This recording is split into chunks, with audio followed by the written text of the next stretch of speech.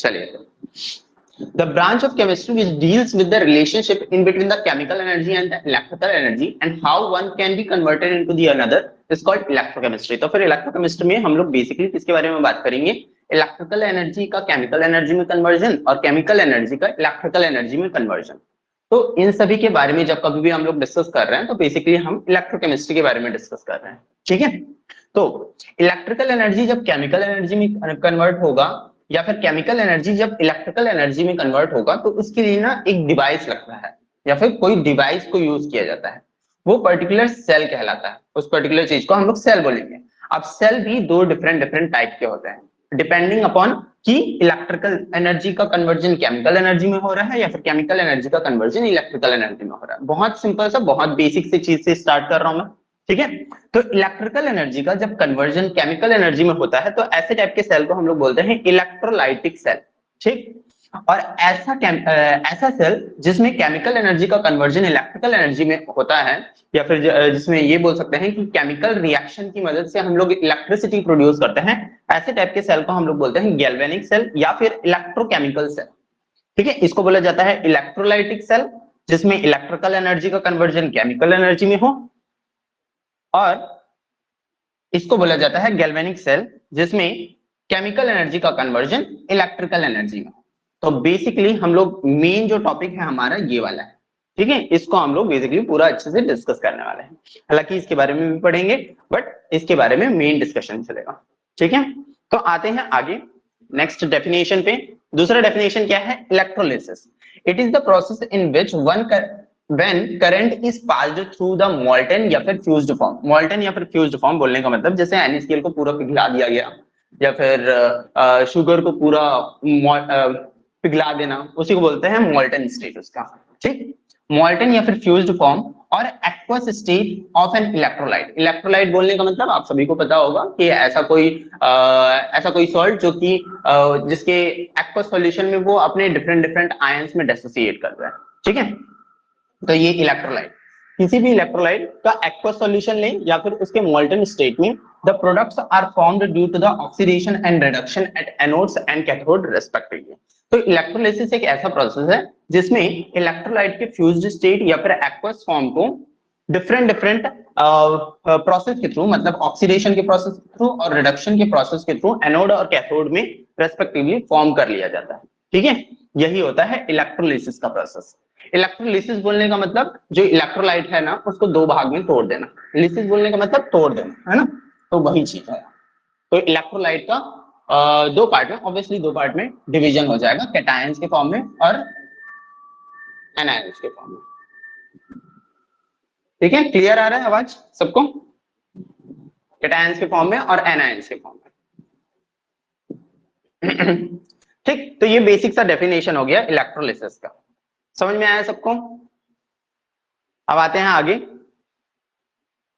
चलिए अब देखते हैं यहाँ पे एक बहुत ही इंपॉर्टेंट चीज का डिस्कशन चल रहा है, इसको बोलते हैं रेडॉक्स रिएक्शन, ठीक है। रेडॉक्स रिएक्शन क्या होता है? ऐसा कोई रिएक्शन जिसमें रिडक्शन और ऑक्सीडेशन साथ साथ परफॉर्म हो। ये 12th की इलेक्ट्रोकेमिस्ट्री से मैं स्टार्ट कर रहा हूँ, बहुत बेसिक सा चीज है क्योंकि ये बहुत इंपॉर्टेंट टॉपिक है या फिर बहुत इंपॉर्टेंट चीज है पूरी इलेक्ट्रोकेमिस्ट्री में डिस्कस करने के लिए, इसलिए मैं इस चीज से स्टार्ट कर रहा हूँ, ठीक है।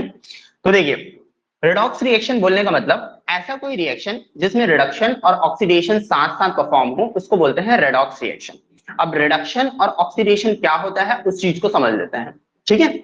ऑक्सीडेशन और रिडक्शन क्या क्या चीजें होती है? सबसे पहले ऑक्सीजन को अगर बहुत बेसिक सा डेफिनेशन दिया जाए ऑक्सीडेशन के लिए, तो एडिशन ऑफ ऑक्सीजन को ही ऑक्सीडेशन बोला जाता है। आप सभी को पता ही होगा, जैसे एल्यूमिनियम के साथ ऑक्सीजन के रिएक्शन करने से Al2O3 का फॉर्मेशन हो रहा है, तो मैं बोलूंगा कि एल्यूमिनियम का ऑक्सीडेशन हो रहा है। वैसे ही रिमूवल ऑफ ऑक्सीजन को, ऑक्सीजन के टर्म्स पे हम लोग बात कर रहे हैं अभी, रिमूवल ऑफ ऑक्सीजन को रिडक्शन बोला जाता है, ठीक है। जैसे Al2O3 के साथ कार्बन का रिएक्शन करवाए तो कार्बन डाइऑक्साइड का फॉर्मेशन हो गया। अब इस पर्टिकुलर चीज में से ऑक्सीजन निकल गया ना, तो Al2O3 का क्या हो गया? रिडक्शन हो गया, ठीक है। तो ये बेसिक सा डेफिनेशन हो गया जो कि बहुत ही प्राइमरी क्लासेस में हम लोग पढ़ लेते हैं। ऑक्सीजन के साथ ऑक्सीजन का एडिशन कराओगे तो ऑक्सीडेशन, ऑक्सीजन का रिमूवल कराओगे तो रिडक्शन हो जाएगा। दूसरा डेफिनेशन क्या बोलता है? रिमूवल ऑफ हाइड्रोजन इसको बोला जाता है ऑक्सीडेशन, और एडिशन ऑफ हाइड्रोजन इसको बोला जाता है रिडक्शन। ठीक है, ये भी एक बेसिक सा डेफिनेशन हो गया। ये दोनों ही डेफिनेशन किसके किसके टर्म्स पे थे? एक तो ऑक्सीजन के टर्म्स पे था, दूसरा हाइड्रोजन के टर्म्स पे। क्या बोल सकते हैं? ऑक्सीजन के एडिशन को ऑक्सीडेशन और हाइड्रोजन के एडिशन को रिडक्शन। ठीक, तीसरा डेफिनेशन क्या है? तीसरा डेफिनेशन सबसे इंपॉर्टेंट डेफिनेशन है और इसी डेफिनेशन के बेसिस पे हम लोग आगे बढ़ेंगे। क्या है? Loss of electron is called as oxidation. क्या? Loss of electron is called oxidation. तो यही वाला डेफिनेशन हम लोगों को थ्रू आउट द इलेक्ट्रोकेमिस्ट्री इसी डेफिनेशन के बेसिस पे ऑक्सीडेशन और रिडक्शन को हम लोग डिस्कस करेंगे। ठीक है, लॉस ऑफ इलेक्ट्रॉन को क्या बोला जाता है? ऑक्सीडेशन, और गेन ऑफ इलेक्ट्रॉन को या फिर एडिशन ऑफ इलेक्ट्रॉन को क्या बोला जाता है? रिडक्शन। बहुत सिंपल सा डेफिनेशन है। लॉस ऑफ इलेक्ट्रॉन, जैसे देखिए ये मेटल है, सोडियम मेटल, मेटल का नेचर ही होता है इलेक्ट्रॉन को देना, तो Na पॉजिटिव में कन्वर्ट हो गया और इलेक्ट्रॉन रिलीज कर दिया इसने, तो लॉस ऑफ इलेक्ट्रॉन हुआ ना यहाँ पे। तो इसलिए क्या बोलेंगे कि सोडियम का ऑक्सीडेशन हुआ है। वैसे ही गेन ऑफ इलेक्ट्रॉन, क्लोरीन है यहाँ पे, क्लोरीन ने क्या किया? एक इलेक्ट्रॉन ले लिया, एक इलेक्ट्रॉन लेकर के क्लोराइड आयन बन गया, तो यहाँ पे क्लोरीन का क्या हुआ है? रिडक्शन हुआ है। तो हम इसी टर्मिनोलॉजी के बेसिस पे, मतलब इसी कॉन्सेप्ट के बेसिस पे ऑक्सीडेशन और रिडक्शन को throughout the electrochemistry chapter discuss करेंगे। ठीक है, इसके अलावा एक और चीज है, इंक्रीमेंट ऑफ ऑक्सीडेशन स्टेट। जब ऑक्सीडेशन स्टेट का इंक्रीमेंट हो जाता है उसको हम लोग बोलते हैं ऑक्सीडेशन, और जब ऑक्सीडेशन स्टेट का डिक्रीमेंट हो जाता है उसको बोलते हैं रिडक्शन। जैसे यहाँ पे आप खुद भी देख सकते हैं,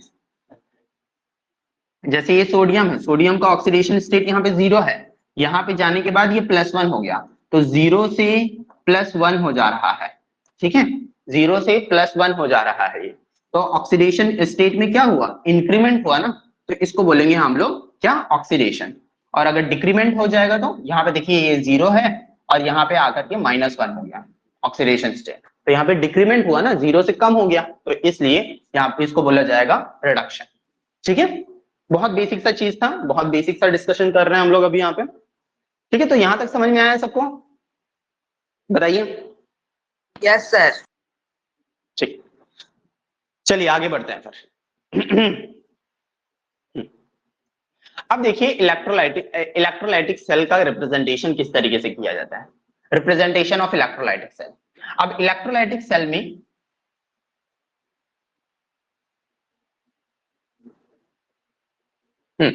अब ये जो इलेक्ट्रोलाइटिक सेल है उसमें ये कंटेनर है। ठीक है, इस कंटेनर के अंदर में इलेक्ट्रोलाइटिक सॉल्यूशन भरा हुआ है।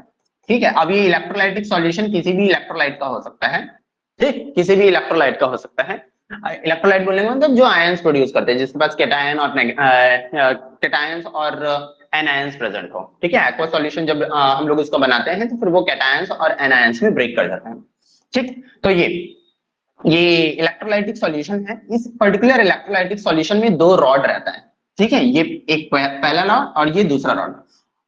फर्स्ट वाला रॉड जिसमें पॉजिटिव टर्मिनल शो कर रहा है, फर्स्ट वाला रॉड जो कि पॉजिटिव टर्मिनल शो कर रहा है उसको हम लोग बोलते हैं एनोड। ठीक है, इसको हम लोग बोलते हैं एनोड। सेकेंड वाला रॉड जो कि नेगेटिव टर्मिनल शो कर रहा है उसको हम लोग बोलते हैं कैथोड। ठीक है, इलेक्ट्रोलाइटिक सेल में ध्यान रखिएगा कि जो पॉजिटिव टर्मिनल होता है वो एनोड कहलाता है और जो नेगेटिव टर्मिनल होता है वो कैथोड कहलाता है। इस चीज को इसलिए ध्यान रखने के लिए बोल रहा हूँ क्योंकि इलेक्ट्रोकेमिकल सेल में यही चीज उल्टा हो जाता है। ठीक है, तो ध्यान रखिएगा इस बात का कि इलेक्ट्रोलाइटिक सेल में जहां पे इलेक्ट्रिकल एनर्जी की मदद से हम लोग केमिकल एनर्जी बनाने वाले हैं, मतलब केमिकल रिएक्शन करवाने वाले हैं, ऐसे टाइप के सेल में जो एनोड होता है वो पॉजिटिव टर्मिनल होगा और जो कैथोड होगा वो नेगेटिव टर्मिनल होगा। इन दोनों का मतलब ये जो दोनों रॉड का कनेक्शन रहता है उसको सेल से किया जाता है, जिसकी वजह से चार्ज डेवलपमेंट होगा इन दोनों ही रॉड्स पे। ठीक है, एक पॉजिटिव टर्मिनल और ये दूसरा नेगेटिव टर्मिनल। पॉजिटिव टर्मिनल क्या होता है? एनोड कहलाता है और दूसरा नेगेटिव टर्मिनल कैथोड कहलाता है। इस चीज को याद रखने के लिए एक और तरीका है। जैसे आप हमेशा याद रखिए कि एनोड में, फिर वो चाहे इलेक्ट्रोलाइटिक सेल हो या चाहे इलेक्ट्रोकेमिकल सेल हो, दोनों ही केस में एनोड में हमेशा ऑक्सीडेशन होता है। ठीक है, याद रखिएगा दोनों ही केस में, चाहे वो इलेक्ट्रोलाइटिक सेल हो चाहे वो इलेक्ट्रोकेमिकल सेल हो, दोनों ही केस में एनोड में ऑक्सीडेशन होगा और कैथोड में क्या होगा? रिडक्शन। ठीक है, कैथोड में होगा रिडक्शन।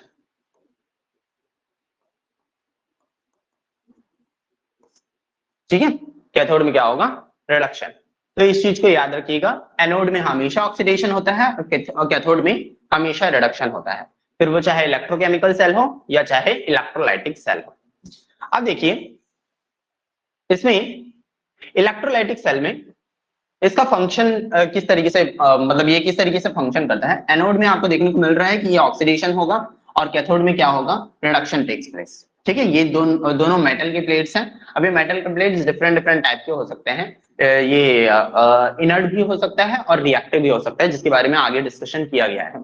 ठीक है, अब यहाँ पे इलेक्ट्रोलाइटिक टैंक है ये और इलेक्ट्रोलाइटिक सॉल्यूशन है। अब इस इलेक्ट्रोलाइटिक सॉल्यूशन में लेट अस सपोज कि NaCl का सॉल्यूशन होगा।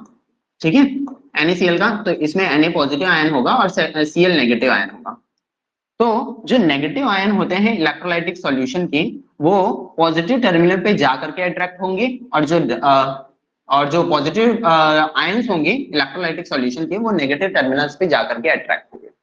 ठीक है, और वहीं पे जाकर के इन लोगों का डिपोजिशन होगा। तो सोडियम मेटल का अगर डिपोजिशन पूछा जाए तो कहाँ पे होता है, ये कैथोड की टर्मिनल पे होगा। एनोड की टर्मिनल पे ऑब्वियस सी बात है नहीं होता। ठीक है, यहाँ पे एनोड टर्मिनल पे क्या होगा, क्लोरीन गैस का इवोल्यूशन होता है।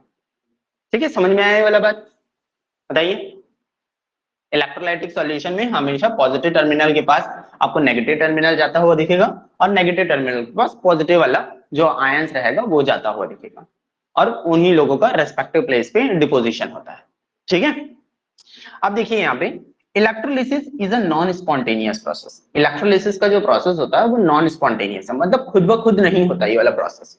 ठीक है, that means electrolytic cell works because of the external source. External source बोलने का मतलब बाहर से जब हम लोग बैटरी को कनेक्ट कर रहे हैं, बाहर से जब हम लोग बैटरी को कनेक्ट कर रहे हैं, पहले क्या था, ये जो मेटल रॉड्स था इसमें कोई चार्जेस डेवलप्ड नहीं थे। तो जैसे ही बाहर से बैटरी हम लोगों ने कनेक्ट किया तो एक पॉजिटिव टर्मिनल जनरेट हुआ और दूसरा नेगेटिव टर्मिनल जनरेट हुआ। और जो इलेक्ट्रोलाइटिक सॉल्यूशन पहले इस इलेक्ट्रोलाइटिक टैंक में था, वो पहले से ही आयंस के फॉर्म में प्रेजेंट था। सोडियम आयन मतलब Na पॉजिटिव आयन और क्लोराइड आयंस के फॉर्म में पहले से ही प्रेजेंट था। बट क्योंकि इन लोगों के पास चार्ज ना होने की वजह से ये जो आयंस थे अपने रेस्पेक्टिव प्लेस पे, मतलब इलेक्ट्रोलाइटिक सॉल्यूशन में ही घुले हुए थे, मतलब इन लोगों का मूवमेंट कहीं पे नहीं हो रहा था। बट जैसे ही बैटरी को कनेक्ट किया गया, मतलब एक एक्सटर्नल सोर्स प्रोवाइड किया गया, जिसकी वजह से यहाँ पे चार्ज डेवलपमेंट हुआ। चार्ज डेवलपमेंट होने की वजह से इन लोगों के आयंस फ्लो करने लग गए। तो ये जो इलेक्ट्रोलिसिस का जो प्रोसेस हो रहा है, ये ओवरऑल क्या है, नॉन स्पॉन्टेनियस प्रोसेस है। इसको बाहर एक्सटर्नल सोर्स के इन्फ्लुएंस में करवाया जा रहा है। तो ऐसे टाइप के जो नॉन स्पॉन्टेनियस प्रोसेस होते हैं, उन लोगों के लिए गिब्स फ्री एनर्जी का जो वैल्यू होता है वो पॉजिटिव में जाता है। ठीक है, आपको गिब्स फ्री एनर्जी का फॉर्मूला एक पता होगा थर्मोडायनेमिक्स से, -NFE सेल। ठीक है, -NFE सेल। तो अगर गिब्स फ्री एनर्जी को हम लोगों को पॉजिटिव में रखना है तो यहाँ पे ई सेल का जो वैल्यू होगा वो नेगेटिव में आना चाहिए। ई सेल का वैल्यू जो है वो हम लोगों को नेगेटिव में मिलना चाहिए, तब जाकर के ये गिब्स फ्री एनर्जी का जो वैल्यू होगा वो क्या हो जाएगा, पॉजिटिव में आएगा। ठीक है, तो इलेक्ट्रोलाइटिक सेल में जो गिब्स फ्री ये जो ई सेल का जो वैल्यू होता है वो नेगेटिव में रहता है। मतलब सेल का जो पोटेंशियल होता है, इसको सेल पोटेंशियल बोलेंगे, सेल पोटेंशियल का जो वैल्यू रहता है वो नेगेटिव में रहेगा। इसके बारे में और डिस्कशन चलेगा आगे, बस ये एक ओवरव्यू है। ठीक है, E cell should be equal to negative, मतलब ई सेल का वैल्यू यहाँ पे नेगेटिव आता है, सेल का जो पोटेंशियल होगा वो नेगेटिव होगा। यहाँ पे क्या हो रहा है, इलेक्ट्रिसिटी की मदद से, मतलब हम लोग बैटरी को कनेक्ट कर रहे हैं और एक केमिकल रिएक्शन करवा रहे हैं। ठीक है, तो ये क्या हो गया, इलेक्ट्रोलाइटिक सेल हो गया। समझ में आ गया यहां तक, बताइए। इलेक्ट्रोलाइटिक सेल क्या है, इसमें नॉन स्पॉन्टेनियस प्रोसेस होता है। नॉन स्पॉन्टेनियस प्रोसेस होता है, गिब्स फ्री एनर्जी का वैल्यू पॉजिटिव रहेगा और ई सेल का भी वैल्यू यहाँ पे पॉजिटिव रहता है। यहाँ पे एन क्या है, एफ क्या है, बाद में डिस्कशन कर लेंगे। हालांकि यहाँ पे एन जो है नंबर ऑफ इलेक्ट्रॉन्स रहते हैं और यहाँ पे एफ जो है फैराडे होता है। ठीक है, इसको और अच्छे से डिस्कशन करेंगे आगे। चलिए, the flow of current through the solution which is due to the movement of ions towards a positively charged electrode is called electrolytic conduction और electrolytic current। तो फिर जो फ्लो ऑफ करंट होता है सॉल्यूशन की मदद से, मतलब जो सॉल्यूशन में प्रेजेंट आयन की वजह से इलेक्ट्रिसिटी का जो फ्लो होगा उसको हम लोग इलेक्ट्रोलाइटिक कंडक्शन बोलेंगे या फिर इलेक्ट्रोलाइटिक करंट बोल देते हैं। ये बेसिक सा डेफिनेशन है। चलिए देखिए, स्टडी ऑफ इलेक्ट्रोलिसिस। अब स्टडी ऑफ इलेक्ट्रोलिसिस को ना दो पार्ट में डिवाइड किया जा सकता है, एक क्वालिटेटिव एनालिसिस और दूसरा होता है क्वांटिटेटिव एनालिसिस। नाम से ही समझ में आता है, क्वालिटेटिव स्टडी बोलने का मतलब कि उस पर्टिकुलर इलेक्ट्रोलिसिस के प्रोसेस में कौन कौन से मेटल या फिर कौन कौन से डिफरेंट एलिमेंट्स का, यहाँ पे देखिए, यहाँ पे जैसे ये NaCl का एक्वस सॉल्यूशन बना था, ठीक है, यहाँ पे NaCl का मान लीजिए एक्वस सॉल्यूशन बना था, Na पॉजिटिव Cl नेगेटिव। अगर मैं इसका एक्वस सॉल्यूशन बोल रहा हूं तो बोलने का मतलब इसमें पानी भी प्रेजेंट है, पानी भी प्रेजेंट है बोलने का मतलब H पॉजिटिव आयन भी प्रेजेंट है और OH नेगेटिव आयन भी प्रेजेंट है, ठीक है, समझ में आया। हम लोग क्वालिटेटिव एनालिसिस में क्या डिस्कस करने वाले हैं, क्वालिटेटिव एनालिसिस में हम लोग ये डिस्कस करेंगे कि जो आयंस हैं, जो नेगेटिव टर्मिनल है उसमें कौन सा आयन जा करके डिपॉजिट करेगा, क्या वो सोडियम आयन है या फिर वो हाइड्रोजन आयन, ठीक है। तो ऐसे टाइप की जब स्टडी हम लोग करेंगे तो वो क्या कहलाएगा, क्वालिटेटिव एनालिसिस, ठीक है।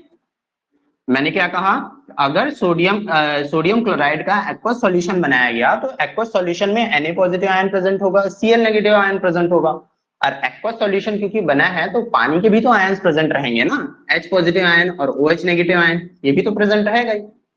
तो अब यहाँ पे कंपटीशन हो गया पॉजिटिव आयंस के बीच में। अब हम लोगों को ये डिसाइड करना पड़ेगा कि इन दोनों में से कौन सा आयन जाकर के यहाँ पे डिपॉजिट करने वाला है। तो इन दोनों में से कोई एक ही आयन जाकर के डिपॉजिट करता है वो उस पर्टिकुलर कैथोड पे। तो ऐसे टाइप के एनालिसिस जब हम लोग करेंगे तो वो क्या कहलाएगा, क्वालिटेटिव एनालिसिस, ठीक है, ये चीज हो गया। दूसरा चीज क्वांटिटेटिव एनालिसिस में ये कि अगर सोडियम हम लोगों को पता चल गया, मान लो चलो सोडियम आयन जाकर के डिपॉजिट कर रहा है, अगर सोडियम आयन वहां पे डिपॉजिट हो रहा है तो कितना अमाउंट में डिपॉजिट हो रहा है, ये हो जाएगा क्वांटिटेटिव एनालिसिस। तो दो टाइप की स्टडी करेंगे हम लोग इलेक्ट्रोलाइटिक सेल में, एक क्वालिटेटिव एनालिसिस और एक क्वांटिटेटिव एनालिसिस, ठीक है। तो आते हैं पहले क्वालिटेटिव एनालिसिस पे। क्वालिटेटिव एनालिसिस जो होता है वो डिस्चार्ज पोटेंशियल के ऊपर डिपेंड करता है, या फिर इसको इस तरीके से भी समझ सकते हैं आप कि इलेक्ट्रोड पोटेंशियल किस तरीके से वेरी कर रहा है उसके ऊपर भी डिपेंड करेगा। अब पोटेंशियल बोलने का मतलब शक्ति समझ लीजिए आप, एक तरीके की मतलब पोटेंशियल किसके ऊपर किसके पास कितना ज्यादा पोटेंशियल है, मतलब कितना ताकत है ना, इसके इस तरीके से समझ सकते हो। पोटेंशियल, किसके पास कितना पोटेंशियल है। अब आपने देखा कि इलेक्ट्रोलाइटिक सेल में, यहाँ पे इलेक्ट्रोलाइटिक सेल में एक जो आयन है, यहाँ पे मैंने सोडियम क्लोराइड का एग्जांपल देते हुए बताया आपको कि एक जो आयन है जैसे सोडियम आयन का क्या हो रहा होगा, पहले आप बताइए। Na पॉजिटिव आयन है, इसका क्या हो रहा होगा इस पर्टिकुलर इलेक्ट्रोड के पास जा करके, ये क्या हो रहा होगा, अगर डिपॉजिट होना है इसे तो ये क्या हो रहा होगा, ये सोडियम आयन एक इलेक्ट्रॉन को कैरी करेगा, ठीक है, उसके बाद सोडियम मेटल में कन्वर्ट हो जाएगा और यहीं पे डिपॉजिट होने लगेगा ऐसे ऐसे, ठीक है। तो बताइए सोडियम आयन का क्या हुआ, ऑक्सीडेशन हुआ कि रिडक्शन हुआ? रिडक्शन हुआ, ठीक है, यहाँ पे इसका क्या हो गया, रिडक्शन हो गया। समझ में आ रहा है सबको, ठीक है। वैसे ही यहाँ पे क्लोराइड आयन जो है, क्लोराइड आयन पॉजिटिव टर्मिनल में जा करके अपने इलेक्ट्रॉन्स को लूज करता है और क्लोरीन में कन्वर्ट हो जाता है, क्लोरीन गैस इवॉल्व हो जाता है वहां से, ठीक है, एक इलेक्ट्रॉन को लूज करके। तो यहाँ पे क्या हो रहा है, ऑक्सीडेशन हो रहा है, ठीक है। बट मैंने क्या कहा था, यहाँ पे एक्वस सॉल्यूशन हम लोगों ने लिया है, तो एक्वस सॉल्यूशन में H पॉजिटिव आयन भी तो होगा, H पॉजिटिव आयन भी तो होगा, वैसे ही एक्वस सॉल्यूशन में OH नेगेटिव आयन भी तो होंगे। तो ऐसे सेम रिएक्शंस इनके साथ भी हो सकता है, ठीक है, ऐसा सेम रिएक्शन इनके साथ भी हो सकता है। बट अब हम लोगों को यहाँ पे क्वालिटेटिव एनालिसिस में ये डिसाइड करना पड़ता है कि किसका डिस्चार्ज पोटेंशियल कम है या फिर किसका जो इलेक्ट्रोड पोटेंशियल है वो ज्यादा है। बोलने का मतलब अगर ये सोडियम आयन का यहाँ पे रिडक्शन हो रहा है तो हाइड्रोजन आयन का भी तो यहाँ पे रिडक्शन, और कोई भी सा पॉजिटिव आयन हो उसका रिडक्शन ही होना है यहाँ पे, ठीक है, रिडक्शन ही होना है। तो जिसका रिडक्शन पोटेंशियल ज्यादा होगा, बोलने का मतलब जिसके पास इलेक्ट्रॉन को लेने की टेंडेंसी अगर ज्यादा होगी, वो क्या करेगा, पहले इलेक्ट्रॉन को ले लेगा और इलेक्ट्रॉन को लेने के बाद वही जाकर के डिपॉजिट होने वाला है। तो अगर मैं सोडियम और हाइड्रोजन के बारे में इन दोनों के बीच में कंपैरिजन कर रहा हूं तो मैं ये देखूंगा कि इन दोनों के में से किसका पोटेंशियल ज्यादा है। कौन सा पोटेंशियल? रिडक्शन पोटेंशियल इन दोनों में से किसका ज्यादा है। जिसका ज्यादा होगा उसका रिडक्शन होगा और वो जा करके यहाँ पे डिपोजिट हो जाएगा। समझ में आया ये वाला बात? सेम चीज क्लोराइड आयन और OH नेगेटिव आयन में मैं वो करूंगा, कंपैरिजन करूंगा। क्या कंपैरिजन करूंगा कि इन दोनों ही आयंस में से कौन से आयन का ऑक्सीडेशन पोटेंशियल ज्यादा है। ऑक्सीडेशन पोटेंशियल किसका ज्यादा है, मतलब किसके पास इलेक्ट्रॉन को देने की टेंडेंसी ज्यादा है, इसको मैं देखूंगा। उसके बाद इन दोनों का कंपैरिजन करके मुझे ये पता चलता है कि क्लोराइड आयन का जो इलेक्ट्रॉन मतलब ऑक्सीडेशन पोटेंशियल रहता है वो ज्यादा रहता है, इसलिए क्लोराइड आयन क्या करता है, अपने इलेक्ट्रॉन को लूज करके यहाँ पे से इवॉल्व होगा। ठीक है, समझ में आया ये वाला बात? तो वही सेम चीज डिस्चार्ज पोटेंशियल से हम लोगों को देखना पड़ता है। ठीक है, तो इसके कोई वैल्यूज को याद नहीं रखना हम लोगों को, एक सीरीज है उसी को बस याद रखना है। तो देखिए पहला केस क्या हो सकता है क्वालिटेटिव स्टडी में। पहला केस ये हो सकता है, पहला केस ये हो सकता है if solution contain only one type of cation and one type of anion. तब तो सिंपल हो जाता है, अगर सॉल्यूशन में ये जो इलेक्ट्रोलाइटिक टैंक है हमारा, उस पर्टिकुलर सॉल्यूशन में अगर सिर्फ सोडियम आयन प्रेजेंट हो और सिर्फ क्लोराइड आयन प्रेजेंट हो तो बहुत ये बात तो बहुत सिंपल हो जाएगा। सोडियम आयन जो रहेगा वो कैथोड में जाकर के डिपोजिट हो जाएगा और क्लोराइड आयन जो रहेगा वो तो एनोड में जाकर के डिपोजिट हो जाएगा। मतलब डिपोजिट मतलब क्लोरीन गैस है ना, तो ये इवॉल्व होगा। तो एनोड में जो कि पॉजिटिव टर्मिनल है, पॉजिटिव टर्मिनल में एनायंस जाते हैं, इलेक्ट्रॉन्स लूज करते हैं और इनका ऑक्सीडेशन होता है।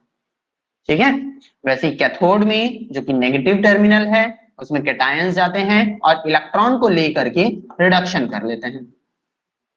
ठीक है, तो ये पहला केस हो गया।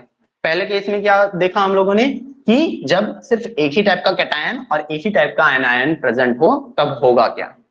तब उस केस में क्या होता है, पॉजिटिव वाला जो एनायन जो होता है वो पॉजिटिव टर्मिनल में जाकर के अपना ऑक्सीडेशन करवा लेता है और जो कैटायन होता है वो नेगेटिव टर्मिनल में जाकर के अपना रिडक्शन करवा लेता है।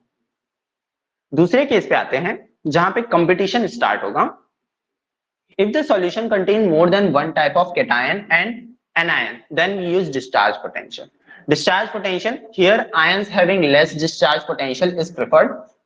तो ऐसा आयन जिसके पास लेस डिस्चार्ज पोटेंशियल होता है उसको हम लोग प्रेफरेंस देते हैं और वही जाकर के पहले डिपॉजिट होगा। ठीक है, तो इसका कैटायंस के केस में डिस्चार्ज पोटेंशियल का जो ऑर्डर है वो ये है, potassium, sodium, calcium, magnesium, aluminium, zinc, hydrogen, copper, silver और गोल्ड। ठीक है, कन्या सेना, इसको याद करने का तरीका था ये, कन्या सेना कार मांगो अल्लाह जानता है क्यों आ जाए ऐसा। ठीक है, कन्या से के हो गया, से ना हो गया मतलब ना से सोडियम हो गया, कार से कैल्शियम हो गया, मांगो से मैग्नीशियम, अल्लाह से एल्यूमिनियम, जानता है जिंक हो गया, है से हाइड्रोजन हो गया, क्यू से कॉपर हो गया, एजी से आज हो गया और आई से एयू हो गया। ठीक है, तो ये याद करने का बस तरीका है, तो इसको आप यूज कर सकते हैं, नहीं भी कर सकते हैं, आपके ऊपर डिपेंड करता है। आपको अगर सिंपली याद हो सकता है तो आप सिंपली भी याद रख सकते हैं इस चीज को। बाकी ये बस एक टेक्निक था जिसको मतलब एक जैसे याद करने का ट्रिक होता है ना वैसे ही। चलिए, तो ये कैटायंस के केस के लिए हो गया। कैटायंस के केस के लिए जो डिस्चार्ज पोटेंशियल का ऑर्डर होता है वो ऐसे ही होगा और इसमें जिसका जो डिस्चार्ज पोटेंशियल कम होगा ना वो जाकर के डिपॉजिट करेगा। इस तरीके से हम लोग चेक करेंगे हम लोग। ठीक है, जैसे कि अभी यहाँ पे हाइड्रोजन और सोडियम के केस में हम लोग कंपैरिजन करेंगे तो हम लोग देखेंगे कि हाइड्रोजन अगर कम है इसका डिस्चार्ज पोटेंशियल तो हाइड्रोजन जाकर के डिपोजिशन करवाएगा, हाइड्रोजन का लिबरेशन होगा ऐसा। ठीक है, आगे देखेंगे। वैसे ही नेक्स्ट वाले केस में एनायंस का डिस्चार्ज पोटेंशियल लिखा गया है। एनायंस का डिस्चार्ज पोटेंशियल यहाँ पे क्या है, फ्लोराइड, क्लोराइड, ब्रोमाइड और आयोडाइड। ठीक है, और ये तीनों को आप ऐसे रख सकते हैं स्नो को, जैसे SNO स्नो। ठीक है, SNOW स्नो, मतलब स्नो वर्ड से आप याद कर सकते हैं। सल्फेट आयन आएगा, नाइट्रेट आयन आएगा, फिर हाइड्रोक्साइड आयन आएगा। ठीक है, इस तरीके से याद कर सकते हैं। अगर in case if very dilute solution of NaCl, NaCl का बहुत ज्यादा डाइल्यूट सॉल्यूशन बन जाता है बहुत ज्यादा डाइल्यूट सॉल्यूशन बनेगा, उस पर्टिकुलर केस में डिस्चार्ज पोटेंशियल का जो ऑर्डर रहता है ना, वो इस तरीके से वेरी कर जाता है। ये देखिए OH जो रहेगा वो पीछे चले जाएगा, क्लोरीन सामने की तरफ आ जाता है। ठीक। और कंसंट्रेटेड सल्फ्यूरिक एसिड के सॉल्यूशन में ये जो नाइट्रेट है और सल्फेट है, इन दोनों का पोजीशन चेंज हो जाता है। ये इस तरीके से, ठीक है। तो मतलब डिस्चार्ज पोटेंशियल का ऑर्डर इस तरीके से वेरी करता है, तो इसको ध्यान रखिए। अब आगे आते हैं हम लोग इसके एप्लीकेशन पे कि किस तरीके से इसको अप्लाई किया जाए। इससे पहले ये समझ लेते हैं कि जो दो इलेक्ट्रोड्स होते हैं, जो दो इलेक्ट्रोड्स पॉजिटिव टर्मिनल और जो नेगेटिव टर्मिनल होते हैं, वो कौन कौन से टाइप के होते हैं। एक होता है इनर्ट इलेक्ट्रोड और दूसरा होता है एक्टिव इलेक्ट्रोड। इनर्ट इलेक्ट्रोड ऐसे इलेक्ट्रोड्स को बोला जाता है जो कि रिएक्शन में पार्टिसिपेट नहीं करने वाले, ठीक है। जैसे प्लेटिनम इलेक्ट्रोड इसका एग्जांपल है। Electrode which provide only site for the reduction site for the reaction but does not undergo oxidation and reduction itself. मतलब ये क्या होगा कि जैसे प्लेटिनम का इलेक्ट्रोड लगा हुआ है, तो ये प्लेटिनम खुद रिएक्शन में इन्वॉल्व ना होकर के सिर्फ एक साइट प्रोवाइड करता है। जो आयंस आ रहे हैं, ये नेगेटिव टर्मिनल है मान लीजिए, तो ये नेगेटिव टर्मिनल में जो आयंस आ रहे हैं, इनकी सिर्फ ये रिडक्शन के लिए साइट प्रोवाइड करेगा, ठीक है। मतलब एक एरिया प्रोवाइड करेगा, बाकी ये खुद ऑक्सीडेशन या फिर रिडक्शन करता नहीं है, ये वाला इलेक्ट्रोड। एक्टिव इलेक्ट्रोड्स कौन से होते हैं? एक्टिव इलेक्ट्रोड्स ऐसे होते हैं जो कि साइट तो प्रोवाइड करते ही हैं, साथ साथ वो रिएक्शन में भी इन्वॉल्व हो जाते हैं। तो इस ऐसे टाइप के इलेक्ट्रोड्स का एग्जांपल है सिल्वर और कॉपर इलेक्ट्रोड, ठीक है। तो देखते हैं अब इन सभी का एप्लीकेशन कहाँ पे आ रहा है। जैसे देखिए एक्टिव इलेक्ट्रोड्स में होता क्या है। एक्टिव इलेक्ट्रोड्स में जिस तरीके से यहाँ पे पॉजिटिव टर्मिनल है और यहाँ पे नेगेटिव टर्मिनल है, तो पॉजिटिव टर्मिनल में जो कि एनोड कहलाता है, उस पॉजिटिव टर्मिनल में अभी बना तो मेटल से ही होगा, ठीक है। मतलब एक मेटल इलेक्ट्रोड से ही बना है। जैसे मान लीजिए ये सिल्वर का इलेक्ट्रोड है। सिल्वर का जो इलेक्ट्रोड है, अब पॉजिटिव टर्मिनल में क्या होता है? पॉजिटिव टर्मिनल में होता है ऑक्सीडेशन। तो ऑक्सीडेशन बोलने का मतलब लॉस ऑफ इलेक्ट्रॉन। तो लॉस ऑफ इलेक्ट्रॉन होगा, तो जैसे ही इलेक्ट्रॉन को ये लूज करेगा, इलेक्ट्रॉन को लूज करने के बाद ये Mn पॉजिटिव आयन में कन्वर्ट हो जाएगा। या फिर अगर मैं सिल्वर का एग्जांपल दूं, तो सिल्वर का इलेक्ट्रोड अगर है यहाँ पे, तो ये पॉजिटिव टर्मिनल में अपना खुद का ऑक्सीडेशन करवाता है और सिल्वर आयन में कन्वर्ट हो जाता है। सिल्वर आयन में कन्वर्ट हो जाएगा एक इलेक्ट्रॉन को लूज करने के बाद। अब ये सिल्वर आयन इसी में नहीं रहने वाला, ये ना सॉल्यूशन में चला जाता है Ag पॉजिटिव आयंस के फॉर्म में, ठीक है। तो इससे होगा क्या, ये वाला जो रॉड रहेगा वो धीरे धीरे करके कंज्यूम होने लगेगा, जिसकी वजह से इसका थिकनेस क्या हो जाएगा? कम हो जाएगा, ठीक है।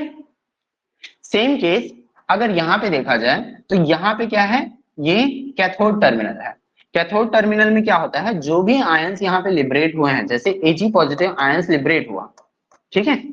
अब कैथोड में जाकर के यही वाला जो आयन है, कैथोड में जाकर के एक इलेक्ट्रॉन को लेता है, एक इलेक्ट्रॉन को लेगा और एक इलेक्ट्रॉन को लेने के बाद Ag आयन में कन्वर्ट हो जाएगा और Ag मेटल में कन्वर्ट हो जाएगा, Ag सॉलिड फॉर्म में प्रेसिपिटेट हो जाएगा।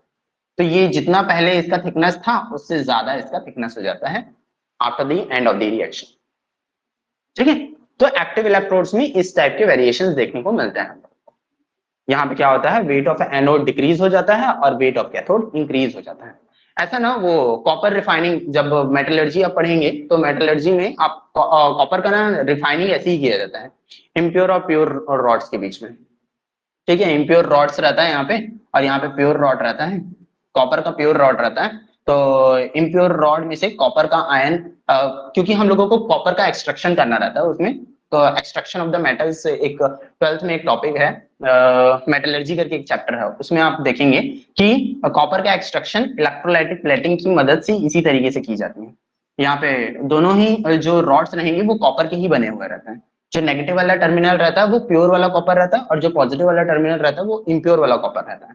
तो उसमें होगा क्या, उसका फायदा क्या है कि इम्प्योर वाले रॉड में से जो कॉपर आयंस रहेंगे वो कॉपर Cu पॉजिटिव के फॉर्म में निकलेगा और यहाँ पे जाकर के ये डिपॉजिट होने लगेगा प्योर वाला कॉपर, ठीक है।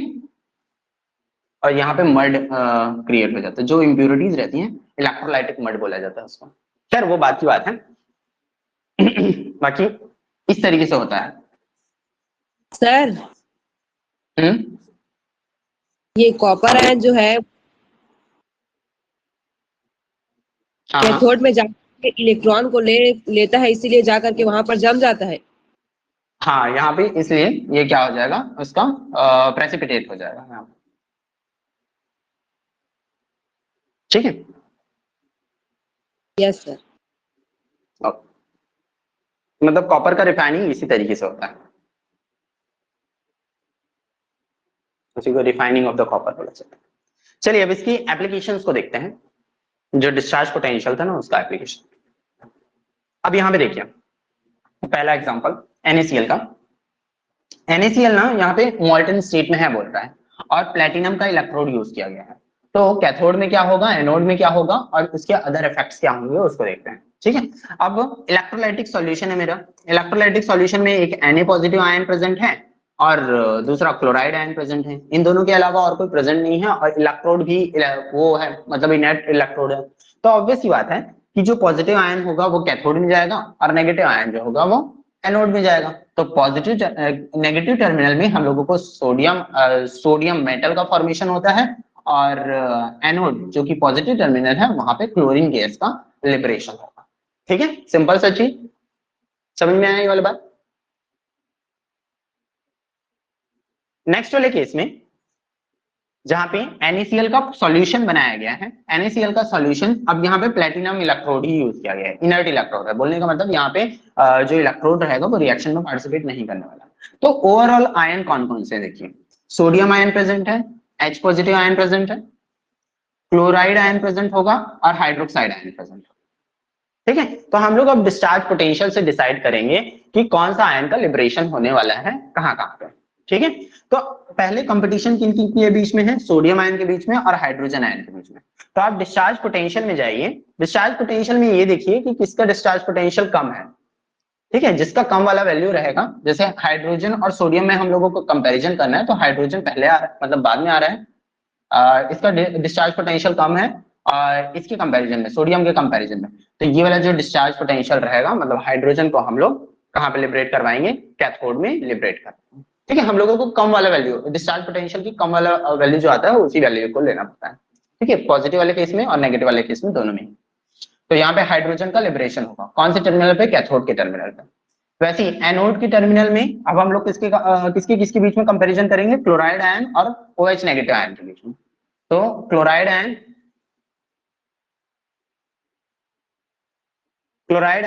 और OH नेगेटिव आयन के बीच में हम लोगों को कंपैरिजन करना है। तो देखिए यहाँ पे एक्वा सॉल्यूशन NaCl का क्लोराइड आयन और OH नेगेटिव, अच्छा यहाँ पे वेरी डाइल्यूट सॉल्यूशन रहेगा तब की बात है। क्लोराइड आयन और OH नेगेटिव आयन के केस में क्या हो जाएगा, decreasing order of discharge potential में OH नेगेटिव आयन का जो डिस्चार्ज पोटेंशियल है कंपैरेटिवली ज्यादा है क्लोराइड आयन से, तो क्लोराइड आयन को हम लोग यहाँ से लेंगे। ठीक है, तो क्लोराइड आयन का लिबरेशन होगा कहाँ पे, एनोड के टर्मिनल पे, तो इसलिए क्लोराइड आयन का लिबरेशन दिखाया गया। अब इसके बाद हाइड्रोजन आयन और क्लोरीन गैस का अगर लिबरेशन हो जाता है तो कौन कौन से गैस लिबरेट हो गए, एक तो क्लोरीन निकल गया, एक क्लोरीन निकल गया, ठीक है, और दूसरा हाइड्रोजन निकल गया। बच कौन कौन से जाएंगे, सोडियम आयन बच जाएगा, OH नेगेटिव आयन बच जाएगा। तो अगर NaOH का सॉल्यूशन अगर बन गया, Na पॉजिटिव आयन बना और OH नेगेटिव आयन बचा, Na पॉजिटिव आयन बचा और OH नेगेटिव आयन बचा, तो सॉल्यूशन में क्या हो गया, NaOH का सॉल्यूशन बन गया। तो NaOH का सॉल्यूशन क्या हो जाता है, NaOH का सॉल्यूशन हायर pH वैल्यू था। ठीक है, इनिशियल कंडीशन में हम लोगों ने NaCl का सॉल्यूशन बनाया था जो कि सॉल्ट था, जो कि न्यूट्रल था। अब क्योंकि लिबरेशन हो गया है after the electrolysis process, chloride ion निकल गया एनोड से, और क्लोराइड आयन निकल गया एनोड से, और हाइड्रोजन आयन निकल गया कैथोड से। तो फिर बच क्या आंसर गए, सोडियम आयन और OH नेगेटिव आयन।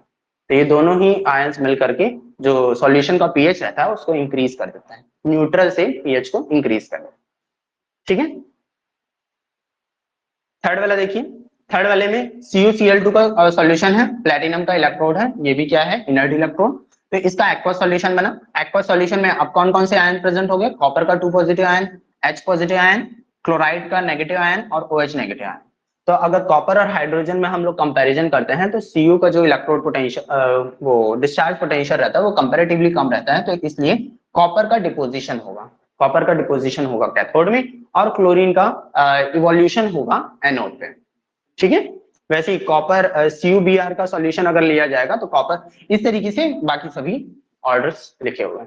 ठीक है, तो इसके आप एक बार देखिएगा ये वाले टेबल को, जो डिफरेंट है उस चीज को बता देता हूँ। जैसे CuBr एग्जैक्टली ऐसा ही है, हम लोगों को डिस्चार्ज पोटेंशियल के बेसिस पे कॉपर मिलेगा और यहाँ पे ब्रोमीन मिलता है। वैसे सल्फ्यूरिक एसिड का एक्वस सॉल्यूशन बनाया गया है। सल्फ्यूरिक एसिड का जब एक्वस सॉल्यूशन बनाया गया तो फिर आपको कौन कौन से आयन देखने को मिले, हाइड्रोजन आयन और हाइड्रोजन आयन। पानी का भी हाइड्रोजन आयन रहेगा, सल्फ्यूरिक एसिड का भी H पॉजिटिव आयन रहेगा। सल्फ्यूरिक एसिड में से सल्फेट आयन निकला, पानी का OH नेगेटिव आयन निकला। तो हाइड्रोजन और हाइड्रोजन आयन में क्या ही कंपैरिजन, हाइड्रोजन आयन ही होता है, तो हाइड्रोजन आयन का ही लिबरेशन, हाइड्रोजन गैस का ही लिबरेशन होगा कैथोड से। सल्फेट और OH नेगेटिव आयन में हम लोगों को कंपैरिजन करना है, तो OH negative ion SNO, sulphate, nitrate और हाइड्रोक्साइड। तो हाइड्रोक्साइड वाला का जो डिस्चार्ज पोटेंशियल रहता है वो कम रहता है, तो डिस्चार्ज पोटेंशियल इसका अगर कम है तो ये याद रखिएगा कि जो OH नेगेटिव आयन रहता है हाइड्रोक्साइड आयन का, जब आप ये हाइड्रोक्साइड आयन का जब कभी भी ऑक्सीडेशन होगा, ऑक्सीडेशन होने पे ऑक्सीजन गैस का लिबरेशन होता है। ठीक है, OT गैस इवॉल्व होता है। ठीक है, इसके रिएक्शन बाद में लिखवा दूंगा मैं। बाकी हाइड्रोक्साइड आयन का, हाँ बोलिए। ये कैथोड में प्रेसिपिटेशन होता है और एनोड में गैस रिलीज होती है। नहीं, ऐसा नहीं है। जो गैस फॉर्म में रहेगा वो गैस फॉर्म में रिलीज होगा और जो मेटल्स रहेंगे उनका प्रेसिपिटेशन होता है। अब देखिए यहाँ पे अगर मैं बोलूं ये कैथोड में हाइड्रोजन गैस का इवोल्यूशन हो रहा है, वैसे ही यहाँ पे कैथोड में कॉपर का सॉलिड का फॉर्मेशन हो रहा है, कॉपर का प्रेसिपिटेशन होगा। तो मेटल्स का प्रेसिपिटेशन होता है और जो गैस फॉर्म में रहता है वो गैस फॉर्म में इवॉल्व होता है। ठीक है, अब हाइड्रोजन को आप प्रेसिपिटेट कैसे बनाओगे, रूम टेम्परेचर में उसका प्रेसिपिटेशन तो होगा नहीं, है ना। हमने सरफेस केमिस्ट्री में पढ़ा था, एक पर्टिकुलर टेम्परेचर लगता है किसी भी गैस को लिक्विफाई करने। अच्छा, लिक्विफाई करने के लिए ही पर्टिकुलर टेम्परेचर लगता है, पर्टिकुलर प्रेशर लगता है, तो आप तो सॉलिड करने की बात कर रहे हैं यहाँ पे, तो और ज्यादा कितना प्रेशर लगता होगा और कितना कम टेम्परेचर जाना पड़ेगा हम लोग, है ना। चलिए कॉपर सल्फेट का सॉल्यूशन है, यहाँ पे कॉपर सल्फेट का सॉल्यूशन है एक्वस सॉल्यूशन, और यहाँ पे Cu इलेक्ट्रोड को यूज किया गया है। अब यहाँ पे क्या हो गया, यहाँ पे Cu इलेक्ट्रोड को यूज किया गया। अब ये Cu क्या है, कॉपर एक एक्टिव इलेक्ट्रोड है। एक्टिव इलेक्ट्रोड क्या करता है, रिएक्शन में पार्टिसिपेट करता है। अच्छा, यही है कॉपर रिफाइनिंग वाला कॉपर रिफाइनिंग का ना यही वाला प्रोसेस है। देखिए इसमें क्या रहता है, एक इलेक्ट्रोलाइटिक सॉल्यूशन है, दो रॉड्स हैं, ये दोनों ही कॉपर के रॉड्स हैं, दोनों ही रॉड कॉपर के, दोनों ही रॉड कॉपर के हैं। और यहाँ पे ना कॉपर सल्फेट का सॉल्यूशन है CuSO4 का। ठीक, CuSO4 में से अगर आप देखेंगे तो कॉपर का 2 पॉजिटिव आयन यहाँ से और सल्फेट का 2 नेगेटिव आयन यहाँ से, मतलब कॉपर सल्फेट इस पर्टिकुलर इलेक्ट्रोलाइटिक सॉल्यूशन में कॉपर का आयन प्रेजेंट होगा और सल्फेट का आयन प्रेजेंट होगा। ठीक, तो जब इलेक्ट्रोलिसिस का प्रोसेस होगा,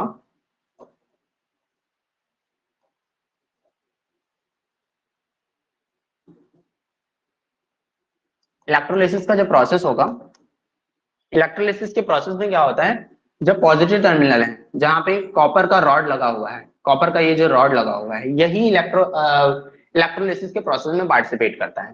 ठीक है, और ये वाला नेगेटिव टर्मिनल हो गया। नेगेटिव टर्मिनल बोलने का मतलब ये कैथोड हो गया और ये वाला एनोड हो गया। ठीक है, ये क्या हो गया, कैथोड हो गया और ये हो गया एनोड। एनोड तो अब इन दोनों ही केस में हो क्या रहा है, देखिए यहाँ पे कॉपर का डिपोजिशन इसमें कैथोड में बताया गया है, कैथोड में कॉपर का डिपोजिशन बताया गया है, और एनोड में एनोड में Cu2 पॉजिटिव आयन का लिबरेशन बताया गया। ठीक, तो देखिए एनोड में क्या होगा, ये कॉपर से बना हुआ मेटल है, मतलब रॉड है, कॉपर से बना हुआ रॉड है, तो ये Cu2 पॉजिटिव क्या करेगा, मतलब कॉपर क्या करेगा, कॉपर वो Cu से कन्वर्ट हो जाएगा Cu2 पॉजिटिव में और लिबरेट कर देगा 2 इलेक्ट्रॉन्स। ठीक है, अभी ये जो Cu2 पॉजिटिव बना वो आएगा कहाँ, सॉल्यूशन में आएगा। ठीक है, सॉल्यूशन में आने की वजह से जो पहले इक्वलाइज थे Cu2 पॉजिटिव आयन और SO4 2 नेगेटिव आयन, तो इसमें ना Cu2 पॉजिटिव आयन की टेंडेंसी बढ़ने लग जाएगी। तो ये Cu2 पॉजिटिव आयन कहाँ पे जाने लग जाएगा, यहाँ पे जाने लग जाएगा। ठीक है, इस पर्टिकुलर इलेक्ट्रोड में, मतलब जहां पे नेगेटिव चार्ज है वहां पे जाने लग जाएगा। तो Cu2 पॉजिटिव आयन यहाँ पे आकर के दो इलेक्ट्रॉन, जो कि ये इलेक्ट्रोड नेगेटिवली चार्ज है ना, तो यहीं पे से दो इलेक्ट्रॉन लेता है और यहाँ पे से दो इलेक्ट्रॉन लेकर के Cu सॉलिड में कन्वर्ट करता है। तो इसी को बता रहा था कि ये जो रहता है वो धीरे धीरे मोटा होने लग जाएगा और ये जो है वो धीरे धीरे श्रिंक होने लग जाएगा। ठीक है, और इलेक्ट्रोलाइटिक मड जो रहते हैं वो यहाँ पे नीचे की तरफ, ये जब कॉपर रिफाइनिंग का प्रोसेस होता है तब की बात है। यहाँ पे इम्प्योर कॉपर का मेटल, इम्प्योर कॉपर का रॉड होता है। इसे होगा क्या, जो इम्प्योरिटीज रहेंगी वो तो डिस्चार्ज है ना, वो तो पहले से ही उनमें कोई चार्ज नहीं है, तो इसको एनोड मड भी बोला जाता है। एनोड के नीचे में एनोड के नीचे में प्रेजेंट होता है, तो इसलिए इसको एनोड मड भी बोलते हैं। ठीक। फिर देखते हैं कॉपर सल्फेट का एक्वा सॉल्यूशन है जिसमें प्लेटिनम इलेक्ट्रोड को यूज किया गया है।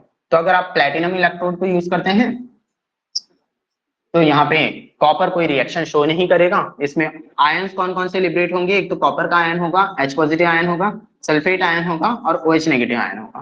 कॉपर और हाइड्रोजन के में जब कंपैरिजन किया जाता है तो कॉपर का जो डिस्चार्ज पोटेंशियल रहता है वो कंपैरेटिवली कम होता है हाइड्रोजन से, तो इसलिए कॉपर का डिपोजिशन हुआ है कैथोड में। और सल्फेट और हाइड्रोक्साइड में अभी अभी हम लोगों ने देखा हाइड्रोक्साइड आयन का क्या होता है, हाइड्रोक्साइड आयन का डिस्चार्ज पोटेंशियल कम होता है, तो हाइड्रोक्साइड आयन का जब ऑक्सीडेशन करवाया जाएगा तो ऑक्सीजन गैस का लिबरेशन होगा।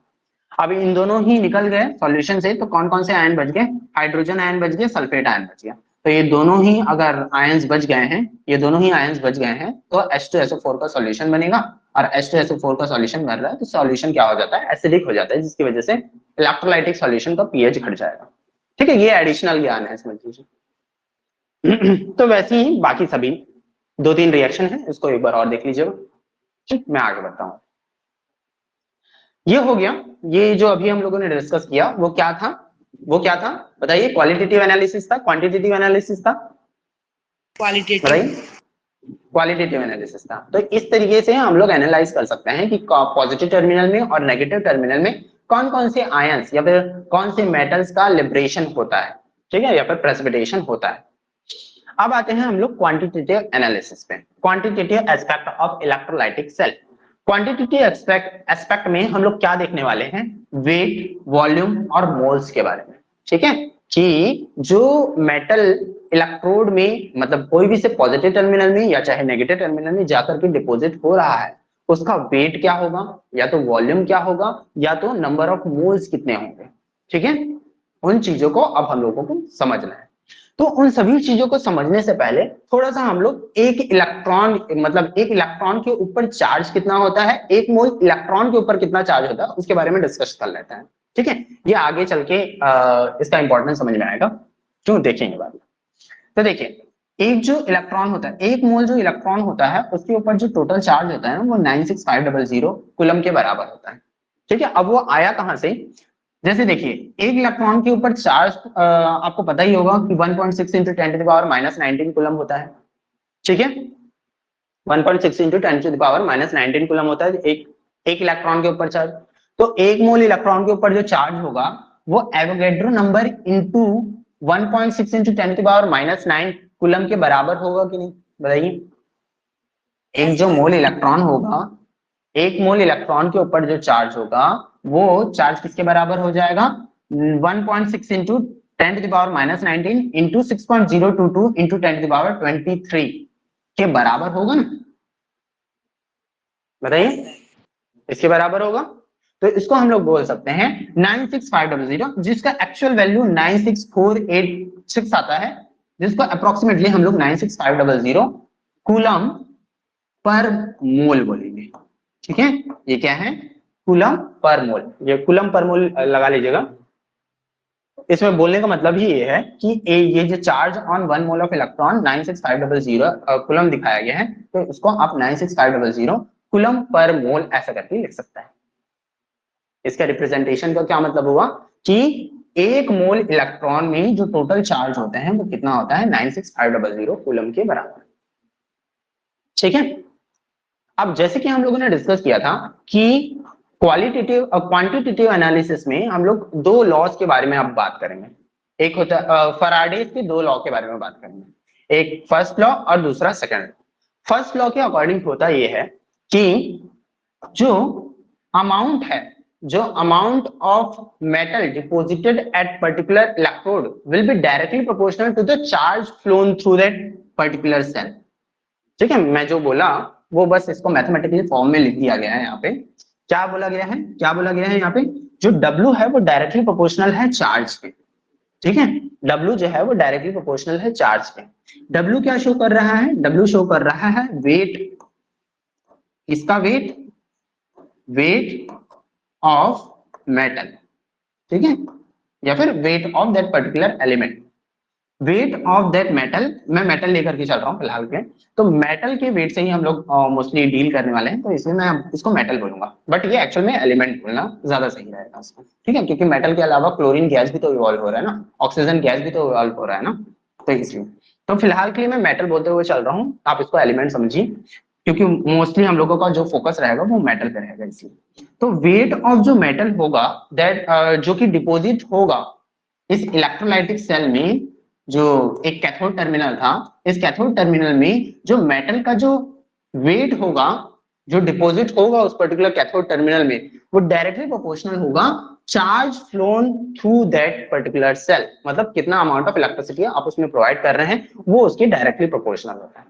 मतलब जितना अमाउंट, जितना ज्यादा इसका वेट, जितना ज्यादा आप चार्ज फ्लो करेंगे इस पर्टिकुलर सेल में, उतना ही ज्यादा अमाउंट ऑफ जो मेटल होगा वो इस पर्टिकुलर इलेक्ट्रोड में डिपॉजिट होगा। ऑब्वियस सी बात है, जितना ज्यादा इलेक्ट्रोलिसिस का प्रोसेस करेंगे आप, तो उतना ही ज्यादा क्या होगा, मेटल का डिपोजिशन होगा उस पर रेस्पेक्टिव इलेक्ट्रोड्स पर।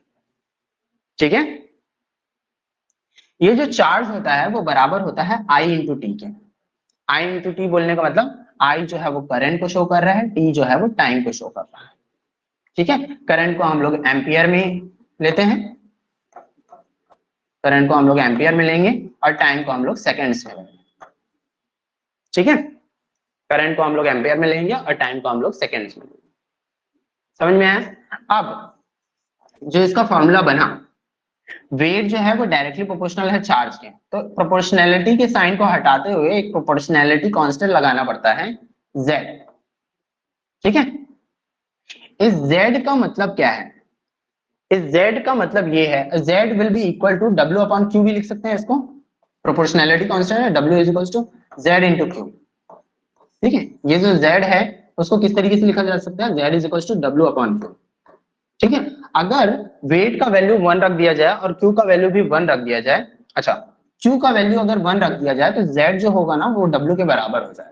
तो Z को किस तरीके से डिफाइन किया जा सकता है कि अगर आप 1 कूलम चार्ज इस पर्टिकुलर सेल से पास करवाएं तो जितना अमाउंट ऑफ मेटल डिपॉजिट होगा अपने रेस्पेक्टिव इलेक्ट्रोड के वो बराबर हो जाएगा Z के। ठीक है, इस प्रोपोर्शनैलिटी कांस्टेंट के बराबर हो जाएगा। Z किसके बराबर हो जाएगा, जब अगर Q का वैल्यू हम लोग 1 रख देते हैं, Q का वैल्यू, Q क्या है, चार्ज है, चार्ज क्या है, ये यही वाला चार्ज जिसका वैल्यू हम लोग यूनिट में कूलम्स लेते हैं, जिसका यूनिट जो होता है वो कूलम्स में होता है। तो अगर चार्ज का वैल्यू 1 कर दिया जाए, अब चार्ज को देना वो तो हमारे वो पे है ना, हमारे कंट्रोल में है कि कितना अमाउंट ऑफ चार्ज इस पर्टिकुलर इलेक्ट्रोलाइटिक सॉल्यूशन में डाला जा सकता है। तो अगर 1 कूलम चार्ज इस इलेक्ट्रोलाइटिक सॉल्यूशन में हम लोग डालें तो जितना अमाउंट ऑफ मेटल हमारे इलेक्ट्रोड में डिपॉजिट होगा वही होगा Z का वैल्यू, वही होगा हमारा प्रोपोर्शनैलिटी कांस्टेंट का वैल्यू। तो Z will be equal to weight of the metal deposited at their respective electrode when 1 coulomb charge is flown through the electrolytic cell। ठीक है, इलेक्ट्रोलाइटिक सेल में 1 कूलम चार्ज के flow करने पे जितना amount of हमारा metal deposit होता है अपने रेस्पेक्टिव इलेक्ट्रोड पे वही होता है Z। ठीक, अब इस Z को मैथमेटिकली किस तरीके से लिखा जाए, समझ तो लिए हम लोग कि 1 कूलम चार्ज के ट्रांसफर करने पे इलेक्ट्रोलाइटिक सेल में 1 कूलम चार्ज को प्रोवाइड करने पे जितना अमाउंट ऑफ हमारा मेटल डिपॉजिट होगा रेस्पेक्टिव इलेक्ट्रोड पे वही Z का वैल्यू होगा। बट इसको मैथमेटिकली किस तरीके से लिखा जाए उसको अब हम लोग देखते हैं। देखिए, एक जो सोडियम आयन है, एक जो सोडियम आयन है, सोडियम का जो एक आयन है वो एक इलेक्ट्रॉन लेकर के सोडियम मेटल में कन्वर्ट होता है, मतलब सोडियम के फॉर्म में प्रेसिपिटेट होता है, ठीक है। तो वही अगर 1 मोल इलेक्ट्रॉन्स को मैं यूज करूं, 1 मोल्स इलेक्ट्रॉन को यूज करूं, तो 1 मोल सोडियम डिपॉजिट होगा हमारे इलेक्ट्रोड पे। समझ में आ रहा है ये वाला बात? हम लोग Z को क्या कर रहे हैं, मैथमेटिकल फॉर्म में लिखने की कोशिश कर रहे हैं। वो किस तरीके से लिखेंगे देखिए, सोडियम आयन है, सोडियम आयन, एक जो सोडियम आयन है वो 1 इलेक्ट्रॉन को लेकर के सोडियम में कन्वर्ट होता है, ठीक है, सोडियम मेटल में कन्वर्ट होता है। तो 1 मोल इलेक्ट्रॉन को 1 मोल सोडियम आयन लेगा, 1 मोल सोडियम आयन कैरी करेगा। Yes 1 sir. मोल जो सोडियम आयन है वो 1 मोल इलेक्ट्रॉन को कैरी करके 1 मोल सोडियम बनाएगा कि नहीं बनाएगा। सर तो इससे हम लोग बोल क्या सकते हैं, इससे हम लोग ये बोल सकते हैं कि जो 1 मोल इलेक्ट्रॉन का चार्ज है, मतलब 96500 कूलम अगर हम लोग प्रोवाइड करेंगे तो 1 मोल इलेक्ट्रॉन का डिपोजिशन होता है, 1 मोल सोडियम का डिपोजिशन होता है, और 1 मोल सोडियम का वेट कितना होता है 23 ग्राम। तो 96500 कूलम के इंट्रोड्यूस करने पे इलेक्ट्रोलाइटिक सेल पे हम लोगों को 1 मोल सोडियम मतलब 23 ग्राम ऑफ सोडियम मिलता है, ठीक है। तो अगर मैं 1 कूलम चार्ज को इंसर्ट करूं हमारे सेल में तो कितना अमाउंट ऑफ सोडियम मुझे मिलेगा, that will be equal to 23 divided by 96500 into 1, ठीक है। 23 डिवाइडेड बाय 96500 इनटू 1, ठीक है। मैथमेटिकली इसको इस तरीके से लिखा जा सकता है 23 डिवाइडेड बाय 96500 इनटू 1। तो ये 1 कूलम के चार्ज को जैसे ही हम लोग 1 कूलम का जब चार्ज अगर हम लोग फ्लो करेंगे तो अमाउंट ऑफ सोडियम जो डिपॉजिट होगा that will be equal to इसके बराबर। तो अगर मैं 1 कूलम चार्ज बोल रहा हूं तो ये जो बराबर होता है वो Z के बराबर होगा कि नहीं, अभी अभी हम लोगों ने देखा, ठीक है। Z के बराबर होगा कि नहीं बताइए। Yes sir. ठीक, तो इस तरीके से होता है। अच्छा, इस वाली चीज को एक बेसिक सा मैथमेटिक्स है जैसे आपको पता है A का वैल्यू, A के रेस्पेक्ट में आपको पता है कि ये वाली क्वांटिटी का क्या वैल्यू होता है, मतलब एक ये वाला क्वांटिटी है, जैसे कि यहाँ पे देखिए कूलम है, ग्राम है, ठीक है। तो कूलम के बेसिस पे ग्राम का वैल्यू पता है, A के रेस्पेक्ट में B का वैल्यू पता है, तो C के रेस्पेक्ट में मतलब 1 कूलम के रेस्पेक्ट में जब आप ये वाला वैल्यू जानने की कोशिश करेंगे तो वो वैल्यू क्या होता है B divided by A into C के बराबर, ठीक है, B divided by A into C के बराबर, ठीक है। अब यहाँ पे इससे कंफ्यूज मत हो जाइएगा कि ये नीचे में क्यों आया है, ये ऊपर में क्यों आया है। ये एक्चुअल में एन फैक्टर है, एन फैक्टर इसलिए क्योंकि यहाँ पे जो मोल्स डिपॉजिट होंगे वो एक्चुअल में इसका ग्राम इक्विवेलेंट मास होता है, इक्विवेलेंट मास के बराबर यहाँ पे डिपोजिशन होता है, इसको मैं आगे समझा दूंगा। तो ये वाले मैथमेटिक्स को याद रखिएगा कि अगर एक वैल्यू पता है, आपको 2 वैल्यूज पता है, तीसरे वैल्यू के रेस्पेक्ट में आपको चौथा वैल्यू निकालना है तो B divided by A into C करते हैं तो निकल जाता है, ठीक है। तो सेम चीज यहाँ पे भी किए हैं, चलो सेम चीज किस तरीके से यहाँ पे किए हैं उसको भी देख लीजिए। यहाँ पे 96500 था, 23 पता था, 1 कूलम के रेस्पेक्ट में ये वाला वैल्यू निकालना है, तो मैं क्या करूंगा 23 डिवाइड बाई 96500 इंटू 1 ऐसा करेंगे। ये जो नीचे में 1 लिखा हुआ है ना, ये जो नीचे में 1 लिखा हुआ है वो एन फैक्टर को शो कर रहा है। एन फैक्टर क्या होता है, जो नंबर ऑफ इलेक्ट्रॉन्स एक जो आयन है उसको कितना नंबर ऑफ इलेक्ट्रॉन रिक्वायर हुआ सो दैट कि वो मेटल में कन्वर्ट हो गया, उसको बोलते हैं एन फैक्टर। एन फैक्टर जो होता है वो डिपेंड करता है मेटल के ऊपर, सॉल्ट के ऊपर, एसिड है कि बेस है उसके ऊपर।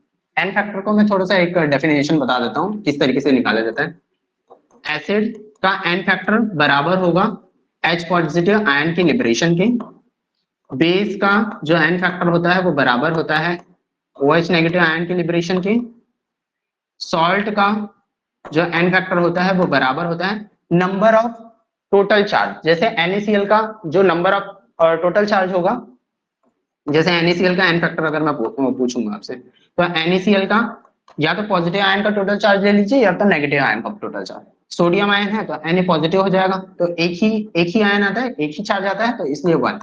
वैसे ही CuSO4, अगर मैं CuSO4 का बोलता हूँ, या फिर Al2SO4, Al2SO4 नहीं, AlOH का ट्राइस, ठीक है, ये भी एक तरीके का सॉल्ट ही। तो AlOH का ट्राइस अगर मैं बोलता हूं तो एल्यूमिनियम के ऊपर या तो पूरा चार्ज देख लीजिए या तो OH के ऊपर पूरा चार्ज देख लीजिए कितना है। तो 3 OH बोलूंगा तो टोटल कितना चार्ज आ रहा है, 3 इंटू -1, टोटल 3 आ रहा है, मतलब -3 आ रहा है, हम लोग सिर्फ मैग्नीट्यूड को लेते हैं।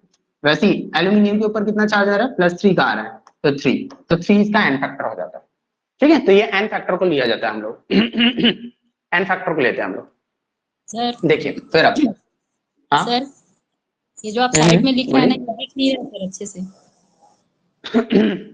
ठीक है, मैं एक और एग्जांपल देता हूँ, फिर से लिखता हूँ उसको, जी क्योंकि ये 1 का फैक्टर इन्वॉल्व था ना, इसलिए डायरेक्टली समझ में नहीं आएगा, वो वहां पे मैथमेटिक्स भी लग रहा है और साथ में ये n फैक्टर को भी इंक्लूड किया जाए। मैग्नीशियम के रेस्पेक्ट में समझते हैं, चलिए ठीक है। देखिए Z को हम लोगों को समझना है कि Z का वैल्यू निकालना कैसा है। एक पहला एग्जांपल हो गया, दूसरा एग्जांपल से समझते हैं। यहाँ पे मैग्नीशियम, अब देखिए जिस तरीके से सोडियम को एक इलेक्ट्रॉन लगा सोडियम में कन्वर्ट होने के लिए, सोडियम आयन को एक इलेक्ट्रॉन लगा सोडियम में कन्वर्ट होने के लिए, तो मैग्नीशियम जो कि 2 पॉजिटिव आयन है उसको कितना इलेक्ट्रॉन लगेगा, 2 इलेक्ट्रॉन लगेगा ना मैग्नीशियम में कन्वर्ट होने के लिए, Yes, sir. ठीक है, लगेगा, यस सर। समझ में आ रहा है। अब अगर 2 इलेक्ट्रॉन लग रहे हैं मैग्नीशियम बनने के लिए, एक मैग्नीशियम बनने के लिए, तो 1 मोल मैग्नीशियम बनने के लिए कितना इलेक्ट्रॉन लगेगा, 2 मोल इलेक्ट्रॉन लगेगा कि नहीं, बताइए। Yes, लगेगा sir. सर। लगेगा, ठीक है, यहां तक एग्री कर रहे हैं सभी। तो अब बताइए कि अगर 1 कूलम, अब 2 मोल इलेक्ट्रॉन बोलने का मतलब क्या हुआ, 2 इंटू 96500 कूलम, सही बोल रहा हूं, क्योंकि 1 Yes. मोल कूलम का, 1 मोल इलेक्ट्रॉन का चार्ज तो होता है 96500, तो 2 मोल इलेक्ट्रॉन का चार्ज कितना हो जाएगा, 2 इंटू 96500 कूलम, ठीक है। 2 मोल इलेक्ट्रॉन मतलब 2 कूलम की 2 इंटू 96500 कूलम के रेस्पेक्ट में हम लोगों को 24 ग्राम या फिर 1 मोल मैग्नीशियम का फॉर्मेशन हो रहा है। तो 1 कूलम के चार्ज से कितना अमाउंट ऑफ मैग्नीशियम का फॉर्मेशन होगा, that will be equal to 24 divided by 2 into 96500 into 1। अब देखिए ये वाला मैथमेटिक्स एकदम फिट होगा यहाँ पे।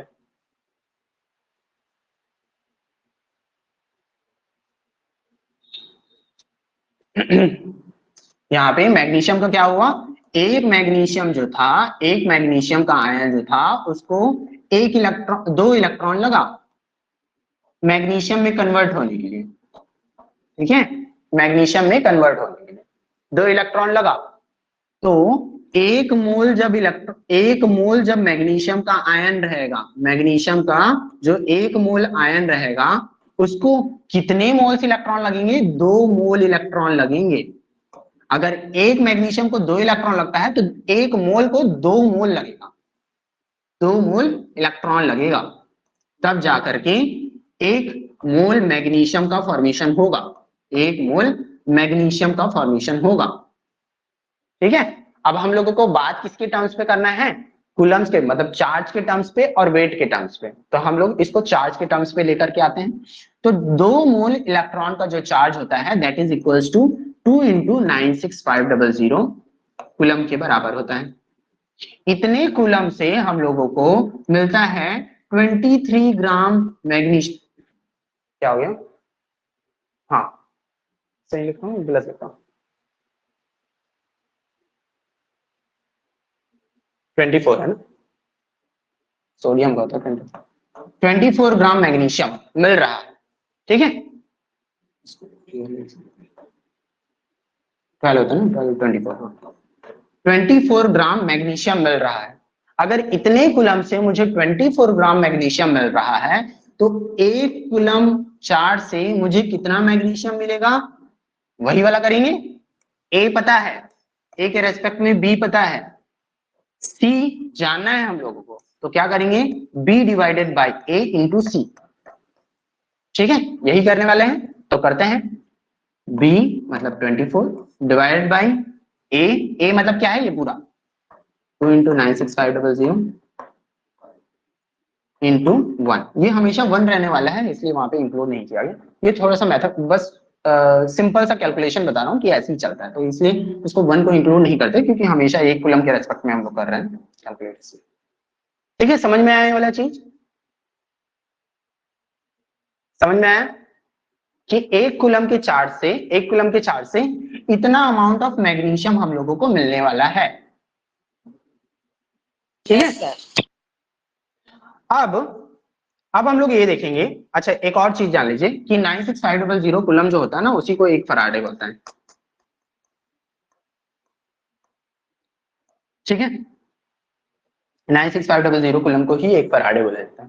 तो यहाँ पे 2 फराडे इलेक्ट्रॉन, 2 फराडे चार्ज को यूज किया जा रहा है 24 ग्राम मैग्नीशियम को लिबरेट आउट करने के लिए। ठीक, अब यहाँ पे देखिए, अब इस चीज को ना जनरलाइज्ड फॉर्म में लिखते हैं। 24 क्या है, 24 क्या है, मैग्नीशियम का मोलर मास, या फिर एटॉमिक मास बोलना सही रहेगा, एटम है तो एटॉमिक मास रहेगा। ठीक है, मैग्नीशियम का क्या है 24, एटॉमिक मास है। 96500 तो कांस्टेंट वैल्यू है। ठीक है, सेम चीज इसमें भी आया था। यहाँ पे 23 क्या था, सोडियम का एटॉमिक मास था, डिवाइड बाय 96500 आया, 96500 आया।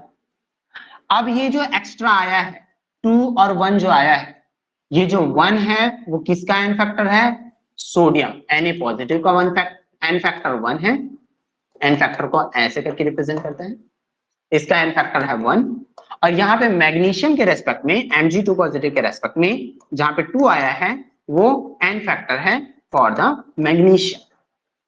ठीक है, अब एक्चुअल में एन फैक्टर होता क्या है, एन फैक्टर ना कोई भी, चाहे आयन हो, चाहे एसिड हो, बेस हो, या रेडॉक्स रिएक्शंस हो, या चाहे सॉल्ट्स हो, वो एन फैक्टर वो नंबर है जितने नंबर ऑफ इलेक्ट्रॉन लगते हैं उस पर्टिकुलर आयन को डिस्चार्ज होने के लिए।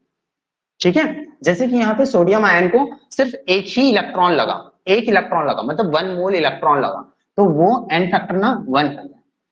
यहाँ पे 2 लगा, 2 मोल्स इलेक्ट्रॉन लगा, तो ये एन फैक्टर जो हो गया वो 2 हो गया। ठीक है, एन फैक्टर को सॉल्यूशन चैप्टर में और अच्छे से बताया जाता है, हालांकि एन फैक्टर का छोटा सा रोल है यहाँ पे, छोटा नहीं बहुत बड़ा रोल है हालांकि। तो ये एन फैक्टर होता क्या है, एन फैक्टर एक्चुअल में जितने नंबर ऑफ इलेक्ट्रॉन रिक्वायर होगा ना, जितने नंबर ऑफ इलेक्ट्रॉन नहीं, हम लोग यहाँ पे मोल्स के टर्म में बात करेंगे, क्योंकि जो भी रिएक्शन होने वाला है वो मोल्स के टर्म में होगा ना। एक एक इलेक्ट्रॉन या फिर एक एक वो मेटल से हम लोग यहाँ पे नहीं खेल रहे हैं, हम लोग मोल्स में खेलते हैं, मतलब मोल्स में रिएक्शन होता है। एक एक एटम या फिर एक एक इलेक्ट्रॉन के साथ रिएक्शन नहीं होता, मोल्स में रिएक्शन होता है।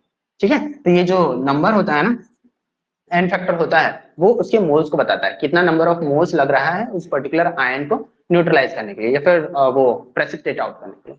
यहाँ पे मैग्नीशियम के केस में 2 इलेक्ट्रॉन लगा, तो इसलिए 2 हो गया एन फैक्टर, और यहाँ पे सोडियम के केस में 1 इलेक्ट्रॉन लगा, तो इसलिए 1 हो गया। क्लियर?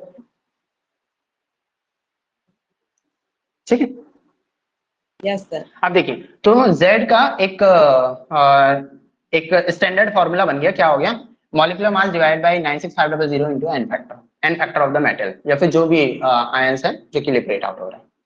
ठीक है, अब इसी इक्वेशन को डिफरेंट फॉर्म में मॉडिफाई किया जा सकता है। अब हम लोगों को पता था कि फैराडे फर्स्ट लॉ के अकॉर्डिंग वेट जो होता है, weight is directly proportional to charge. ठीक है, और इसी को फॉर्मूला को मॉडिफाई करके हम लोगों ने लिख दिया था Z इंटू क्यू, ऐसा करके। और हम लोगों को ये भी पता है कि Q जो होता है that is equals to I into T. ठीक है, I मतलब करंट और T मतलब टाइम। तो इस फॉर्मूला को और मॉडिफाई करके लिखा जा सकता है W is equals to Z का वैल्यू क्या हो गया, मॉलिक्यूलर मास या फिर atomic mass divided by 96500 into N factor को एन एफ करके बस लिख दे रहा हूं, इंटू चार्ज क्या है I इंटू टी। तो इस तरीके से फॉर्मूला मॉडिफाई। ठीक है, ये वाला फॉर्मूला को याद मत रखिए, मैं और ज्यादा मॉडिफाई होगा तब हम लोग उस फॉर्मूला को याद रखेंगे। मैं बस बता रहा हूँ उस फॉर्मूला तक कैसे पहुंचना है, इन केस अगर भूल गए तो देखिए ये यहां तक आ गए। उसके बाद इसको और भी तरीके से मॉडिफाई किया जा सकता है। Molecular mass divided by N factor जो होता है ना, वो इक्विवेलेंट मास के बराबर होता है। इसको उसमें पढ़ते हैं हम लोग, सॉल्यूशन चैप्टर में पढ़ते हैं, जब नॉर्मेलिटी पढ़ा जाता है ना, तो उस पर्टिकुलर टाइम में पढ़ा जाता है। नॉर्मेलिटी का आपको पता ही होगा, नॉर्मेलिटी का फॉर्मूला जो रहेगा equivalent mass divided by volume of solution in litre रहेगा। तो इक्विवेलेंट मास जो होता है वो वेट अपॉन ये जो इक्विवेलेंट होगा, इक्विवेलेंट जो होता है वो बराबर होता है वेट अपॉन इक्विवेलेंट मास के, ऐसे। तो ये जो इक्विवेलेंट मास है ना, वो बराबर होता है वेट अपॉन मॉलिक्यूलर मास के, ठीक है। अच्छा सर, सॉरी, ये इक्विवेलेंट मास जो होता है molecular mass divided by N factor, ऐसे, ठीक है। ये इस तरीके से, तो ये जो molecular mass divided by N factor है ना, उसको इक्विवेलेंट मास भी लिख सकते हो, ठीक। तो इक्विवेलेंट मास को इस तरीके से, equivalent mass is equal to, यहाँ पे लिखा भी हुआ है, equivalent mass is equal to molecular mass divided by N factor के बराबर होता है। तो डायरेक्टली आप इस चीज को रिप्लेस करके इक्विवेलेंट मास भी लिख सकते हो, फॉर्मूला इस तरीके से मॉडिफाई हो जाएगा। इस फॉर्मूले को भी याद नहीं रखना है, बस डिफरेंट वेरिएशन बता रहा हूँ फॉर्मूला का। हम लोगों को मेन फॉर्मूला जो याद रखना है वो ये वाला फॉर्मूला है, ठीक। अब ये वाला फॉर्मूला आया कैसे, देखिए ये आया यहाँ से। अब आप कुछ मत करिए, वेट मॉलिक्यूलर मास जो है यहाँ पे, उसको यहाँ पे ले आइए, वेट डिवाइडेड बाय मॉलिक्यूलर मास, ठीक है। वेट डिवाइडेड बाय मॉलिक्यूलर मास अगर आप रखेंगे तो वेट डिवाइडेड बाय मॉलिक्यूलर मास को ही बोला जाता है मोल्स। मोल्स को हम लोग डिफरेंट टर्म्स पे लिखते हैं, याद होगा आपको। वेट के टर्म्स पे जो मोल होता है वेट डिवाइडेड बाय मॉलिक्यूलर मास के बराबर होता है, ठीक है। मोल जो होता है वेट डिवाइडेड बाय मॉलिक्यूलर मास के बराबर होता है। नंबर्स के टर्म्स में क्या हो जाएगा, वही चीज एवोगैड्रो नंबर से डिवाइड कर देना पड़ता है, और वॉल्यूम के टर्म्स पे 22.4 लीटर से डिवाइड कर देना पड़ता है, ठीक है। हालांकि हम लोग वेट के बारे में बात कर रहे हैं, तो इसलिए weight divided by molecular mass जो होगा वो मोल्स के बराबर होता है। तो moles is equal to IT upon 96500 into N factor. तो ये वाले फॉर्मूला को याद रखिए, तो इसी फॉर्मूला के बेसिस पे आपको क्वेश्चन सॉल्व करने पड़े, ठीक है। इसके अलावा एक और चीज, जैसे अगर आपने करंट को फिक्स कर दिया, टाइम को फिक्स कर दिया, 96500 तो ऐसे ही कांस्टेंट है, तो जो मोल्स होगा, moles of substance deposited at electrode will be inversely proportional to the N factor of that particular metal, या फिर जो भी सब्सटेंस डिपॉजिट हो रहा है, ठीक है। तो ये जो मोल्स होगा वो इनवर्सली प्रोपोर्शनल होगा अपने एन फैक्टर के, ठीक। जो मोल्स होगा वो इनवर्सली प्रोपोर्शनल होगा अपने एन फैक्टर को। अगर चार्ज को, ओवरऑल चार्ज को और 96500 को अगर आप वो कर देते हैं तो, मतलब फिक्स कर देते हैं तो। अच्छा, इसको भी मोल्स के टर्म्स पे लिखा जा सकता है। देखिए मेरे को अभी ये वाला फॉर्मूला, मतलब ये वाले फॉर्मूला को भी ना और मॉडिफाई कर सकते हैं हम लोग, कंफ्यूज मत हो जाइएगा। मतलब 9, ये IT जो है एक्चुअल में क्या है, IT चार्ज को ही बता रहा है ना, IT जो है वो चार्ज को ही बता रहा है, Q is equals to IT, यही जो है वो चार्ज को बता रहा है। ये चार्ज किसको बता रहा है, ये जो चार्ज है वो वाला चार्ज है जो इलेक्ट्रिसिटी, जितना अमाउंट ऑफ चार्ज उस पर्टिकुलर इलेक्ट्रोलाइटिक सॉल्यूशन में डाला गया है। और जो 96500 आप नीचे में देख रहे हो, ये किसका चार्ज है बताइए तो, ये किसका चार्ज है, ये 1 मोल इलेक्ट्रॉन का चार्ज है। अभी अभी हम लोगों ने देखा था 1 मोल इलेक्ट्रॉन का चार्ज है ना, 96500 के बराबर था, 96500 के बराबर था 1 मोल इलेक्ट्रॉन का चार्ज। ये चार्ज हो गया और ये वाला चार्ज हो गया। अगर जिस तरीके से मैं क्वांटिटी को मोल्स की टर्म में रिप्रेजेंट कर सकता हूं, कैसे, जैसे कि अगर मेरे पास 2 केला है, ठीक है, एक क्वांटिटी के टर्म्स में मैं बात कर रहा हूं, 2 बनाना है, ठीक। और मुझे पता है कि क्वांटिटी के टर्म्स पे जो मेरा मोल होता है वो किसके बराबर होता है, क्वांटिटी के टर्म्स पे 1 मोल जो होता है, बताइए तो, आपको पता ही भी होगा, सभी को पता होगा 1 मोल जो होता है वो किसके बराबर होता है, एवोगैड्रो नंबर के बराबर 6.022 into 10⁻23 पर मोल, ऐसे करके लिखते हैं इसको, ठीक है, ऐसे। तो मैं क्या बोल सकता हूं कि ये जो नंबर ऑफ बनाना होगा मतलब जितना भी क्वांटिटी होगा बनाना का उसको मोल्स के टर्म में अगर मैं रिप्रेजेंट करूंगा तो वो कितना मोल्स हो जाएगा, 2 डिवाइडेड बाई 6.022 इंटू 10⁻23 करूंगा तो फिर नंबर ऑफ मोल्स ऑफ बनाना निकल करके आ जाएगा। क्यों बताइए तो, यस सर। पर मोल जो रहेगा ऊपर जाएगा तो मोल हो जाएगा, ऐसे हो जाएगा। तो सेम चीज मैं यहाँ पे भी कर सकता हूँ, ये भी चार्ज है और ये भी चार्ज ही है, ये भी क्वांटिटी था और ये भी क्वांटिटी ही है। ये चार्ज था जो कि एक्चुअल हम लोगों को मिलने वाला है, जो कि गिवन वैल्यू था, और ये 1 मोल का रेफरेंस वाला हमारा चार्ज है। ये क्वांटिटी था जो कि हम लोगों को बताया गया, और ये 1 मोल का रेफरेंस वाला क्वांटिटी है जो कि इतना होता ही है। तो हमने क्या किया, इस वाले वैल्यू को इस वाले वैल्यू से डिवाइड कर दिया। सेम चीज अगर मैं 96 IT को 96500 से डिवाइड करता हूं तो एक्चुअल में मुझे क्या मिल रहा होगा, ये दोनों को मिला करके बताइए तो क्या मिल रहा होगा, मोल्स ऑफ इलेक्ट्रॉन मिल रहा होगा क्या, yes sir. Moles of electron मिल रहा होगा ना, मोल्स ऑफ इलेक्ट्रॉन, इलेक्ट्रॉन्स की मोल्स मिल रहे हैं, है ना, क्योंकि मुझे पता है कि एक पर्टिकुलर अमाउंट ऑफ चार्ज दिया गया है मुझे, और मुझे पता है कि 1 मोल इलेक्ट्रॉन का जो चार्ज होता है वो 96500 होता है। तो अगर मुझे बोल दिया जाए कि 96500 into 2 amount of charge electrolytic cell में मैंने पास करवाया, तो मैं बोलूं इसका मतलब क्या होगा, अगर मैं इसको डिवाइड कर देता हूं 96500 कूलम से तो मुझे 2 मिलता है। इसका मतलब ये होगा कि 2 मोल इलेक्ट्रॉन को फ्लो करवाया गया है उस पर्टिकुलर इलेक्ट्रोलाइटिक सॉल्यूशन से। ठीक है, यस सर। समझ में आ रहा है। मतलब इस तरीके से आप फॉर्मूला को और भी मॉडिफाई कर सकते हैं, बस मेरे दिमाग में अचानक से आ गया करके मैं बता दिया। तो इस तरीके से भी लिखा जा सकता है फॉर्मूला को, हालांकि इसी फॉर्मूला को याद रखिए आप, बाकी डिफरेंट टेक्निक्स हैं इसको भी मॉडिफाई करने में। चलिए ठीक है, moles of electron divided by N factor करके भी आप फॉर्मूला को और वो कर सकते हैं। ठीक, अब देखिए अगर जो अमाउंट है, अब इलेक्ट्रोलाइटिक सेल में दोनों ही एनोड टर्मिनल और कैथोडिक टर्मिनल दोनों में ही क्या होते हैं, मेटल्स का या फिर नॉन मेटल्स का लिबरेशन या फिर प्रेसिपिटेशन होता ही है। तो मोल्स ऑफ कैथोड इस फैक्टर के इस मैथमेटिकल एक्सप्रेशन के बेसिस पे मैंने आपको पहले भी बताया था कि अगर कोई इनवर्सली प्रोपोर्शनल है या फिर डायरेक्टली प्रोपोर्शनल है और बाकी सारी चीजें कांस्टेंट है, उन लोगों का रिलेशन कुछ इस तरीके से आ रहा है, तो मैथमेटिकली उसको इस तरीके से भी लिखा जा सकता है, NC divided by NA is equals to NFA divided by NFC। इन सभी का मतलब ये है कि मोल्स ऑफ सब्सटेंस, NC बोलने का मतलब moles of substance deposited at cathode, ठीक है, moles of substance deposited eight cathode divided by moles of substance deposited at anode. ठीक है, मोल्स ऑफ सब्सटेंस, डिपोजिट ना बोल करके फॉर्म्ड बोलता हूं, ठीक है, फॉर्म्ड बोलूंगा तो फिर डिपोजिट भी हो जाएगा, लिबरेशन भी हो जाएगा, दोनों साथ साथ इंक्लूड हो जाएगा। तो मैं फिर से बोलता हूं, moles of substance formed at cathode divided by moles of substance formed at anode will be equal to mole fraction of substance formed at anode. Anode में जो मोल्स ऑफ सब्सटेंस है, जो एन फैक्टर है उसका, यहाँ पे N factor लिखा गया है, n factor of a substance formed at anode divided by N factor of a substance formed at cathode. क्योंकि ये इनवर्सली प्रोपोर्शनल है ना एक दूसरे से, तो इसको इस तरीके से मैथमेटिकली लिखा जा सकता है। ठीक है, अगर बाकी सारी चीजें कांस्टेंट रहती है तो इसका एप्लीकेशन आपको न्यूमेरिकल में देखने को मिल जाएगा, तो वहां पर से क्लियर हो जाएगा डाउट।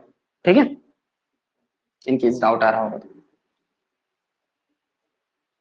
दिख रहा है क्या, क्लियर दिख रहा है ना, क्लियर। Yes sir. ठीक, तो ये वाला जो है ना एक्सप्रेशन, उसको इस तरीके से लिखा जा सकता है। मोल्स मोल जो है वो एन फैक्टर के इनवर्सली प्रोपोर्शनल है, तो मोल्स जो कैथोड होगा, कैथोड की जो मोल्स होंगे वो इनवर्सली प्रोपोर्शनल होंगे अपने एन फैक्टर से। वैसे ही मोल्स ऑफ एनोड जो होगा, मतलब जो भी सब्सटेंस जो कि एनोड में डिपोजिटेड है, उसका जो मोल्स होगा वो इनवर्सली प्रोपोर्शनल होगा अपने एन फैक्टर पे।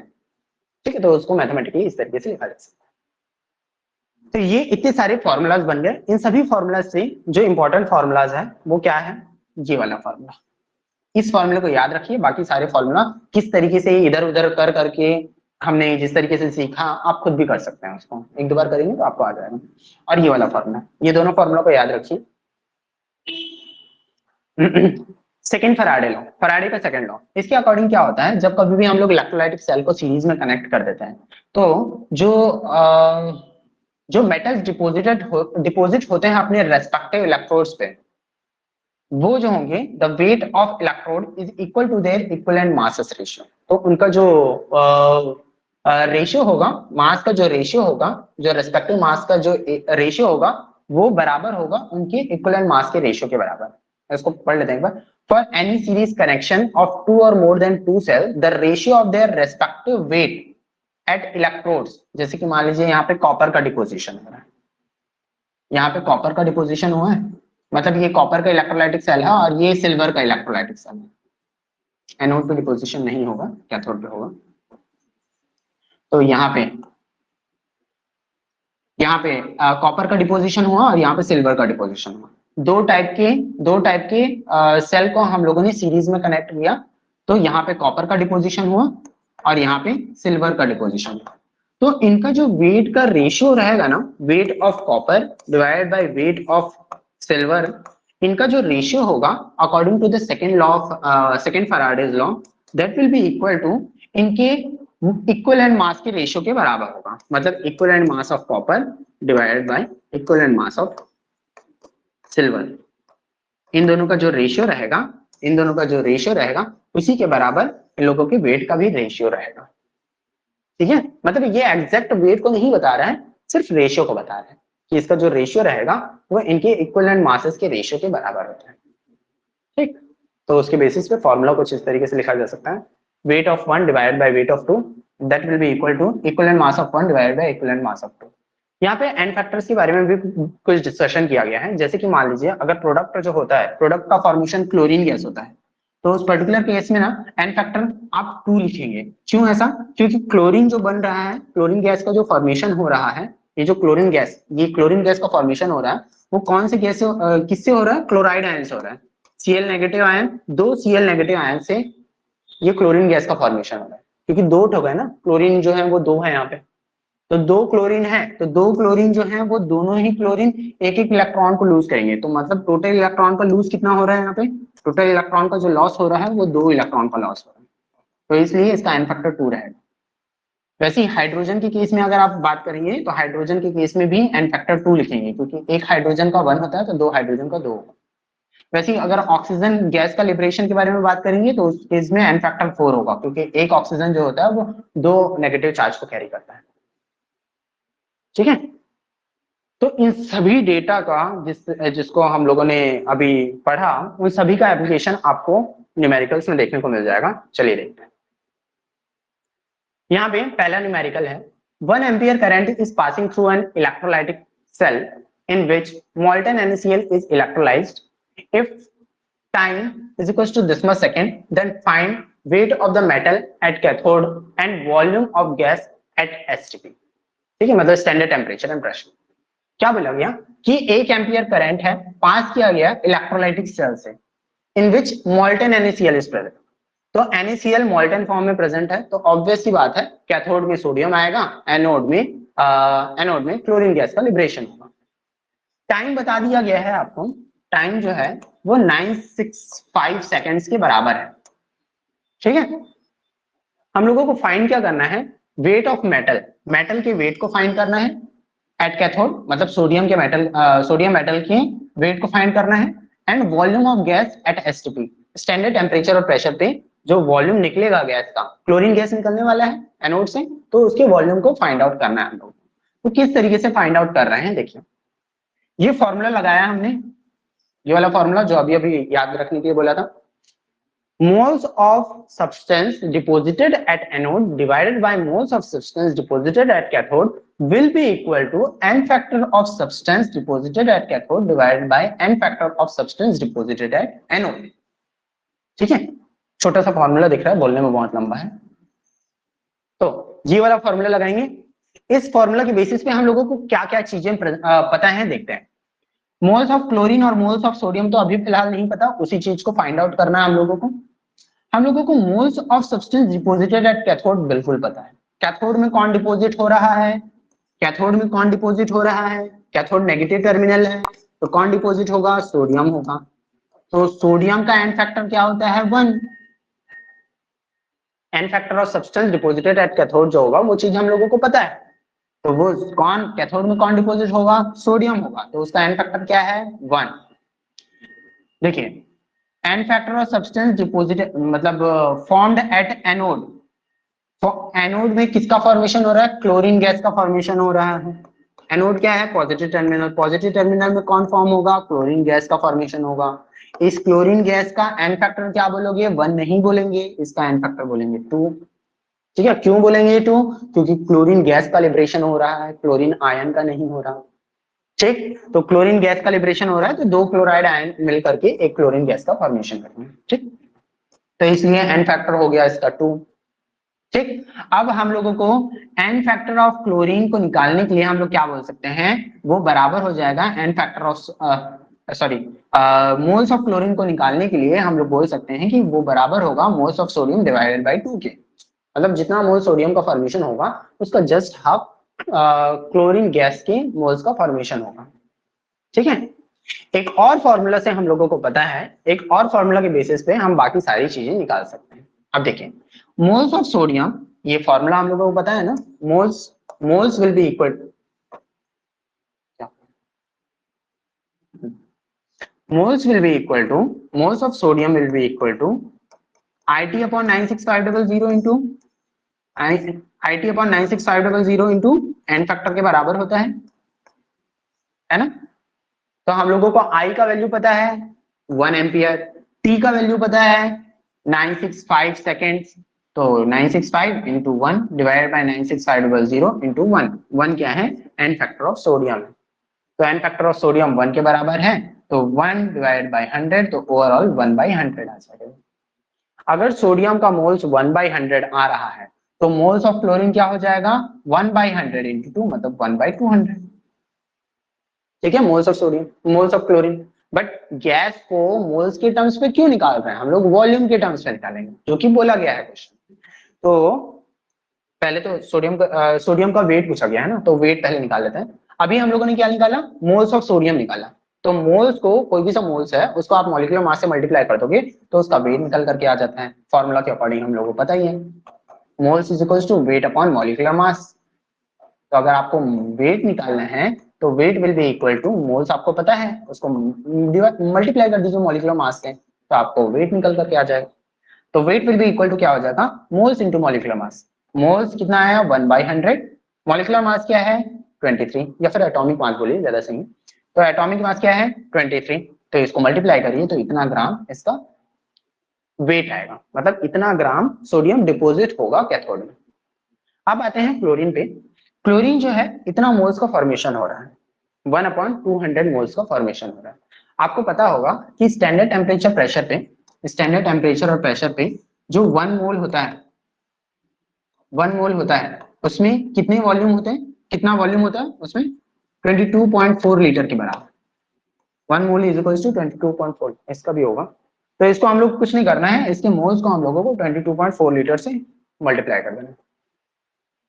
जी, 22 मोल्स जो होगा वो 22.4 लीटर से मल्टीप्लाई करेंगे तो इतना लीटर क्लोरीन गैस का इवोल्यूशन होगा। ठीक है, किसमें? एनोड। तो इस तरीके से इसको सॉल्व करना है। समझ में आया किस तरीके से सॉल्व होगा ये? कोई डाउट इस चीज में? चलो, तो फिर नेक्स्ट क्लास में डिस्कशन करते हैं। एक और न्यूमेरिकल है, इस पे एक बार जाइएगा, फिर उसके बाद फिर नॉन इक्वेशन सॉल्व करेंगे, इलेक्ट्रोकेमिकल सेल्स पे आएंगे। ठीक है, ये वाला क्वेश्चन एक बार देखिएगा, या फिर कल फिर से डिस्कस करूंगा। यहीं से स्टार्ट करेंगे इस वाले पर्टिकुलर इस क्वेश्चन से स्टार्ट कर देंगे कल वाला क्लास। ठीक है, Yes. आज की क्लास के लिए इतनी करते हैं। सर इसके नोट्स